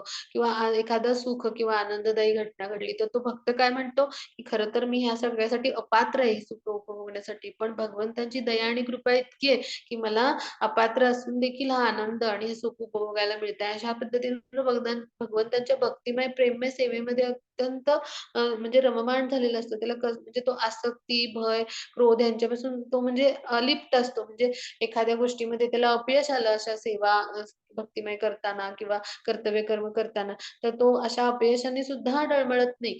तर तो काय विचार करतो, की ही भगवंतांची काहीतरी योजनाच आहे आणि याद्वारे भगवंतांना निश्चितच माझं काहीतरी कल्याण साधायचंय असा तो विचार करतो. मग असा जो असतो तो सगळ्या भयापासून रहित असतो. कारण तो सतत भगवंतांचा पवित्र नामाचा जप, सेवा म्हणजे तो काय करतो भगवंतांची सेवा करतो. भगवंतांचं नाम, रूप, गुण, लीला ह्या सगळ्यामध्ये भगवंत परिपूर्ण आहेत. म्हणजे आपल्यासारखं नाहीये, भगवंत अपूर्ण नाहीये. नाम घेतलं तरी तिथं प्रत्यक्ष भगवंत आहेत. म्हणजे ते भगवंतांचा सहवासच करत असतो एक प्रकारे आणि त्यामुळे तो सगळ्या भयापासून जिथं भगवंत आहेत त्याला भय कसलं, हो की नाही? भय, क्रोध ह्या सगळ्या आसक्तीपासून तो दूर असतो आणि म्हणून त्याला काय म्हटलंय स्थित असं धीर मुनी किंवा स्थिर मन असलेला मुनी असं म्हटलंय. आता आपण पुढे जाऊया. हां, ज्याप्रमाणे कासव आपले अवयव आपल्या कवचात आवरून घेते, त्याप्रमाणे तो आपल्या इंद्रियांना इंद्रिय विषयातून आवरून घेतो. तो पूर्ण चेतनेमध्ये दृढपणे स्थिर होतो. म्हणजे काय, इथे कासवाची उपमा दिली आहे. अशा जो स्थितधीर मुनी असतो ना त्याला. म्हणजे काय की कासव काय करतं, की योग्य वेळी आपले अवयव असतात, ते आपल्या इंद्रिय जी असतात, ती आपल्या कवचात ओढून घेतं, आपल्या संरक्षणाप्रित्यर्थ आणि योग्य वेळी कृती करताना ते बाहेर आणतं. तर असा असतो तो कोण असतो? तर भगवत भक्त असतो म्हणजे तो स्थित धीरमुनी म्हणजे काय, की जो आपल्या इंद्रियांना संयमित करतो आणि आपली प्रत्येक इंद्रिय ती भगवंतांच्या भक्तिमय प्रेममय सेवेसाठीच तो म्हणजे त्या सेवेसाठीच तो रममाण असतो. त्या इंद्रियांना तो गुंतवून ठेवतो. म्हणजे इंद्रिय ना तो विषय सुखापासून आवरून घेतो आणि जेव्हा आवश्यकता असते इंद्रियांची म्हणजे आपल्याला कर्मेंद्रिय आहेत आपली म्हणजे हात, पाय त्यानंतर आपली वाणी म्हणजे मुख, त्यानंतर आपलं म्हणजे गुदद्वार आणि आपली जननेंद्रिय, तर ही कर्मेंद्रिय झाली. ज्ञानेंद्रिय म्हणजे आपल्याला माहिती आहे 5 आपली सेन्सेस जे, तर ही ज्ञानेंद्रिय. मग ह्याचा उपयोग तो भगवंतांच्या भक्तिमय प्रेममय सेवेसाठीच करतो आणि आवश्यकतेनुसार म्हणून त्याला काय म्हटलं, तो इंद्रियांना संयमित करतो आणि आवरून घेतो आणि त्याला उपमा कशाची दिली? कासवाची. तर असा जो असतो तो पूर्ण चेतनेमध्ये दृढ असतो. किंवा दुसरं उदाहरण घेऊ, की आपली इंद्रियांना काय म्हटले, तर त्यांना सापाची उपमा दिली आहे, विषारी सर्पाची आणि गारुडी काय करतात, त्याचे दात काढतात पहा विषारी सर्पाचे आणि त्याला टोपलीमध्ये ठेवतात. मग अशा इंद्रियांना असा जो योगी असतो, तो इंद्रिय रूपी ह्या सर्पांना तो गारुड्याप्रमाणे जो आवरून धरतो आणि टोपलीत ठेवतो. म्हणजे काय योग्य भगवंतांच्या भक्तीमध्ये ठेवतो. तर म्हणजे असा, तर त्या योगी, या गारुड्याला योगीची उपमा दिली आणि इंद्रिय असतात ते इंद्रिय विषयांकडे धावत असतात इंद्रिय तृप्तीसाठी सतत त्यांना म्हणजे त्यांना इंद्रिय तृप्तीच्या विषयांकडे आकर्षण असतं. तर मग त्यांना सर्पाची उपमा दिली आहे. मग असा जो स्थित धीर मुनी असतो, तो काय करतो? आपली इंद्रिय आवरून धरतो आणि योग्य वेळी, योग्य ठिकाणी भगवंतांच्या भक्तिमय, प्रेममय सेवेसाठी त्यांचा उपयोग करतो. म्हणजे याला अंबरीश महाराजांचं आपण उदाहरण घेऊया. तर ते काय करायचे? तर भगवंतांच्या भक्तिमय, प्रेममय सेवेमध्ये त्यांनी स्वतःला वाहून घेतलं होतं म्हणजे आणि ते काय त्यांनी भक्तिमय सेवा कशी केली? तर त्यांनी प्रत्येक आपलं इंद्रिय म्हणजे नाकाने ते भगवंतांना अर्पण केलेल्या फुलाचा सुवास घेत. ते डोळ्यांनी भगवंतांचं प्रत्यक्ष अर्चविग्रहाचं दर्शन घेत. त्यांचे हात भगवंतांची सेवा करण्यासाठी किंवा भगवंत भक्तांना स्पर्श करून आशीर्वाद घेण्यासाठी रममाण असतात किंवा त्यांचे जे पाय होते ते वेगवेगळ्या भगवंतांच्या तीर्थांना जाण्यासाठी म्हणजे त्याचा उपयोग करत किंवा भगवंतांच्या मंदिरांना प्रदक्षिणा घालण्यासाठी. त्यांच्या मुखाने त्यांनी काय केलं? भगवंतांना अर्पण केलेला प्रसाद ग्रहण केला पहा किंवा त्यांच्या मुखातून काय आलं? भगवंतांच्या पवित्र महामंत्राचा जप. म्हणजे असं प्रत्येक इंद्रियांना त्यांनी काय केलं? भगवंतांच्या भक्तिमय, प्रेममय सेवेमध्ये अर्पण केलं होतं. म्हणजे नवविधा भक्तीचं ते उदाहरण आहे. पुढे आपण हे अभ्यासू. तर अशा पद्धतीनं स्थित, धीर मुनी असतात. मग आता आपण पुढे जाऊ. हां. मग आता भौतिक आणि आध्यात्मिक दृष्टीतला फरक आपण समजून घेऊ, की ते कसे असतात द्वैतामुळे त्रासलेले असतात. म्हणजे सुख-दुःख म्हणजे जसं उन्हाळा, पावसाळा असं सुख-दुःख त्यांच्या जीवनात येतच असतात. ते भौतिक प्रकृतीमध्ये असल्यामुळं आणि हे कसे असतात आध्यात्मिक दृष्टी असलेले जे स्थितधीर म्हणजे सर्व परिस्थितीत सहनशील असतात पहा. तर त्यांना काय वाटतं भौतिक प्रकृतीमध्ये जे लिप्त म्हणजे असतात इंद्रिय तृप्तीमध्ये त्यांना वाटतं, की शरीर म्हणजेच मी आहे. म्हणजे त्या भ्रमात असतात. म्हणजे मनुष्य काय करतो मानवी जीवनामध्ये 4 गोष्टी करतो. तर तो काय करतो स्वतःला मी शरीर आहे समजतो. दुसरा काय तर म्हणजे तो भ्रम असतो त्याचा आणि तो स्वतःला कर्ता मानतो. दुसरं म्हणजे काय तो चुका करतो. तिसरं म्हणजे काय तो फसवण्याच्या म्हणजे फसवण्याकडे त्याचा वृत्ती असते किंवा कल असतो आणि म्हणजे चौथं म्हणजे काय की म्हणजे तो म्हणजे ह्या सगळ्या गोष्टींमुळं तो स्वतःला म्हणजे शरीर समजून कार्य करत असतो किंवा स्वतःला कर्ता मानत असतो आणि मग त्यामुळे काय करतो की तो अशा पद्धतीने स्वतः म्हणजे स्वतःचं शरीर चा मृत्यू झाला, की माझा मृत्यू झाला असं समजतो आणि त्यामुळे त्याला चिंता आणि गोंधळ असतात. तेच इकडे आत्म्याचे गुण माहिती असतात ह्या ज्या स्थितधीर मुनी व्यक्तीला.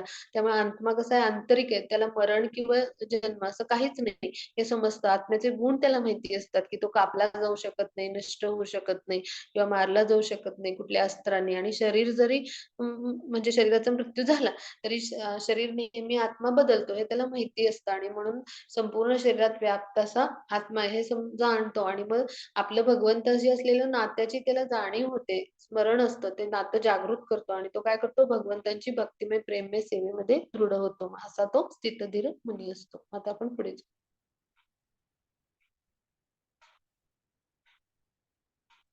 हां. आता ह्या श्लोकातून आपण महत्त्वाचा भाग समजून घेऊया, की आपलं कसं इंद्रियांचं काय कार्य होतं आणि इंद्रिय कसे विषयांकडे धावतात, तर हे याच्यातून आपण समजून घेणार आहोत. तर इंद्रिय विषयांचे चिंतन करताना मनुष्याची त्या विषयांची आसक्ती वाढत जाते आणि अशा आसक्तीतून काम उत्पन्न होतं. कामापासून क्रोध उत्पन्न होतो. म्हणजे काय, की इंद्रिय विषय जे असतात, तर आता इथे उदाहरण आहे, एक मुलगा एका मुलीकडे आसक्त होतो किंवा चिंतन करतो किंवा मुलगी मुलाकडे, तर त्याचं दिलंय बरं का. तर म्हणजे काय, की आपल्या इंद्रियांनी, डोळ्यांनी आपण पाहतो. मग आपण एखादी मुलगी तिचा आवाज खूप छान आहे, ती खूप छान बोलते, ती खूप दिसते सुंदर असं वाटतं. मग तिच्याकडे आपली अटॅचमेंट म्हणजे आसक्ती तयार होते. म्हणजे मग ती आसक्तीमुळं काय होतं, म्हणजे इंद्रियांनी ते आपण पाहतो, मग आपली आसक्ती वाढते आणि मग काय होतं आपली म्हणजे कानाने तिचा आवाज ऐकतो, डोळ्यांनी सुंदर रूप पाहतो. म्हणजे हे कारण असतात. आपली इंद्रियामुळं आसक्त होतो. मग त्यानंतर काय होतं आसक्तीतून काम म्हणजे काय, की आपल्याला काम म्हणजे काय, की ते म्हणजे ती व्यक्ती आपल्याला मिळावी ही इच्छा निर्माण होते किंवा ज्याला डीप लस्ट किंवा डिझायर आपण म्हणतो, तर ती निर्माण होते. मग त्या कामापासून क्रोध म्हणजे काय, तर ती व्यक्ती आपल्याला नाही मिळाली, तर मग क्रोध येतो. म्हणजे आपल्या म्हणजे आपल्याला आवश्यक असणारी गोष्ट आपण आसक्ती ज्याची असते किंवा ज्याची इच्छा असते, वासना असते, ती गोष्ट आपल्याला प्राप्त नाही झाली, तर आपल्याला क्रोध उत्पन्न होतो. मग आता आपण पुढे बघूया. पुढचा श्लोक घेऊया. हां. क्रोधात् भवति सम्मोहं, सम्मोहात् स्मृतिविभ्रमः, स्मृतिभ्रंशात् बुद्धिनाशो, बुद्धिनाशात प्रणश्यती. क्रोधापासून संमोह निर्माण होतो आणि भ्रमित होते. जेव्हा स्मृती भ्रमित होते, तेव्हा बुद्धिनाश होतो आणि बुद्धिनाश होतो, तेव्हा मनुष्याचे पुन्हा भौतिक अंधःपात पतन होते. म्हणजे काय, ह्या क्रोधापासून काय होतं, आपली बुद्धीमध्ये संमोहन म्हणजे त्याच गोष्टींनी ते सतत त्याच विचारात असतात. त्याला म्हणायचं संमोहन, त्याच विचारात गडलेले असतात. म्हणजे बुद्धी भ्रमित संमोहित होते आणि मग त्यामुळं काय होतं, आपली जी स्मृती असते म्हणजे आपण म्हणतो ना, एक तारतम्य असतं आपल्याला. तर त्या स्मृतीमध्ये जी स्मरणशक्ती असते तिचा गोंधळ होतो. म्हणजे काय, की आपण काय करावं? What to do and what to not do म्हणजे काय योग्य आणि काय अयोग्य हेच कळायचं बंद होतं आणि ह्याला म्हणायचं स्मृतीचा भ्रम, स्मरणशक्तीचा गोंधळ आणि त्यामुळे काय होतं बुद्धीचा नाश होतो. म्हणजे बुद्धी भ्रष्ट होतं म्हणतो म्हणतो ना आपण, त्याला म्हणायचं बुद्धीचा नाश होतो आणि मग ती अशी कुठलीही कृती करून टाकतात आणि त्याद्वारे काय होतं, पुन्हा त्या व्यक्तीचं पतन होतं. म्हणजे भौतिक अंत खूप कशाला म्हणले, तर पतन होतं. म्हणजे आपण मनुष्य जन्मातून असं कुठलीतरी आपल्याकडून कृती घडली, तर आपण पुन्हा निम्न योनीमध्ये, पशु योनीमध्ये आपलं जे कर्म असेल त्यानुसार आपल्याला स्थान मिळेल, हो की नाही? तर ह्याला म्हणायचं भौतिक अंधकूपात पतन होतं. म्हणजे काय आपण ह्या लव्ह जिहाद सारख्या घटना पाहतो किंवा एकतर्फी प्रेम असं बहुतेक हिंसा वगैरे असं पाहतो, हो की नाही आजच्या काळामध्ये. हे कशाचं लक्षण आहे? तर ह्या सगळ्या आसक्ती ह्याचं लक्षण आहे. तर हा भाग आपण इथे समजून घेतला. आता आपण पुढे जाऊया. हां. मग आता हा आपण समजून घेऊया. हा फ्लो चार्ट आहे. तर कसं की इंद्रिय वस्तू म्हणजे काय इंद्रियांचे विषय आहेत. स्वाद, रस, रूप, गंध आणि स्पर्श हे इंद्रियांचे विषय आहेत. म्हणजे तोंड जिभेला स्वाद कळतो आपल्या. त्यानंतर म्हणजे त्याला रस असं म्हटलंय. त्यानंतर त्वचेला स्पर्श कळतो, डोळ्याला रूप दिसतं, म्हणजे अशा प्रकारे. मग ह्या आसक्ती आहेत. मग त्यामुळे आपल्याला इच्छा, वासना निर्माण होते किंवा कामना आणि त्याद्वारे काय होतं, मग आपली ती पूर्ण झाली तर क्रोध होतो आणि मग आपलं काय होतं भ्रम म्हणजे संमोहन त्याच्याच विचारात असतो, ती कशी मिळवता येईल. आपण म्हणतो ना टू बी डेस्परेट विथ तसं आणि मग स्मृतीचा भ्रमनिरास होतो. म्हणजे आपण आपली जी स्मृती आहे तिचा गोंधळ होतो आणि म्हणजे भ्रमनिरास होतो, की ती नाही मिळू शकणार आणि त्याद्वारे काय होतं मग आपली बुद्धी भ्रष्ट झाल्यामुळे आपल्याकडून कुठल्याही चांगल्या वाईट कृती घडतात आणि त्याद्वारे आपलं पतन होतं. त्याची पुढची स्लाईड घे. हां. पण आसक्ती आणि अनासक्ती यापासून मुक्त असणारा स्वातंत्र्याच्या नियमाक तत्वानुसार इंद्रियांना नियंत्रित करण्यामध्ये समर्थ असणारा मनुष्य भगवंतांची पूर्ण कृपा प्राप्त करू शकतो. म्हणजे काय, की जो आसक्ती आणि अनासक्तीने मुक्त आहे. म्हणजे कोण असा कृष्ण भावनेमध्ये जो दृढ असतो, तो कसा असतो? तर भगवंतांच्या संतुष्टीसाठीच कार्य करतो. त्यामुळे ह्या सगळ्याच्या पलीकडे पोहोचलेला असतो. म्हणजे कृष्ण भावना ही काय अशी आहे, ह्या सगळ्याच्या पलीकडे घेऊन, गुणातीत घेऊन जाणारी आहे. त्याला कुठल्या आसक्ती आणि अनासक्ती उरतच नाहीत म्हणजे.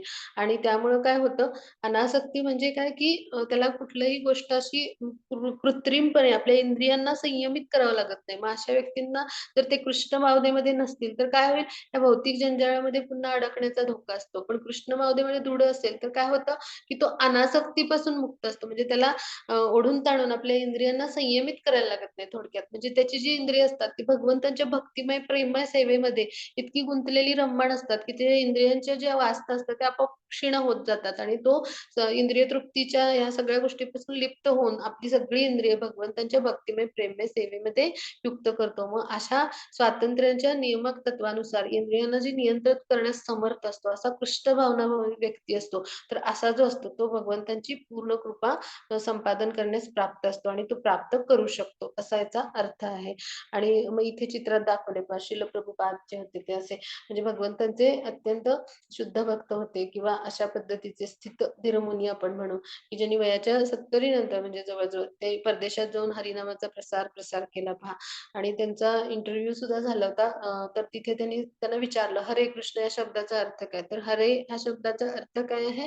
तर ही भगवंतांची शक्ती आहे. म्हणजे त्याला उद्देशून हे शब्द आहेत आणि कृष्ण म्हणजे भगवान. म्हणजे भगवंतांच्या शक्तीला उद्देशून हे शब्द म्हणजे अशा पद्धतीनं त्यांचे म्हणजे जगविख्यात होऊन त्यांनी काय केलं जगभर सगळ्या भगवंतांच्या पवित्र महामंत्राचा, कृष्ण भक्तीच्या विज्ञानाचा प्रसार फक्त भगवंतांच्या आनंदासाठी केला, संतुष्टीसाठी केला आणि त्याद्वारे म्हणजे भगवंतांची भक्तिमय, प्रेममय सेवा केली. त्यासाठी त्यांना विमानातून प्रवास करायला लागला वेगवेगळ्या देशामध्ये. म्हणजे कसं, की अशा सगळ्या सोयी-सुविधांचा तो उपयोग कशासाठी करतो स्थितधीर मुनी? तर भगवंतांच्या सेवेसाठी किंवा आपल्या इंद्रियांचा उपयोग कशासाठी? भगवंतांच्या सेवेसाठी करतो. मग असा जो असतो त्याला म्हणायचं स्थितधीर मुनी आणि अशा पद्धतीनं असा स्थितधीर मुनी काय करतो? भगवंतांच्या सेवेमध्ये रममाण राहून आपल्या इंद्रियांना नियंत्रित करण्यास समर्थ असतो तो आणि त्याद्वारे भगवंताची कृपा प्राप्त करतो. आणि इथे आजचा आपला अभ्यास संपला. कोणाला काही शंका असतील तर विचारूया. मग त्याची रेकॉर्डिंग स्टॉप करूया.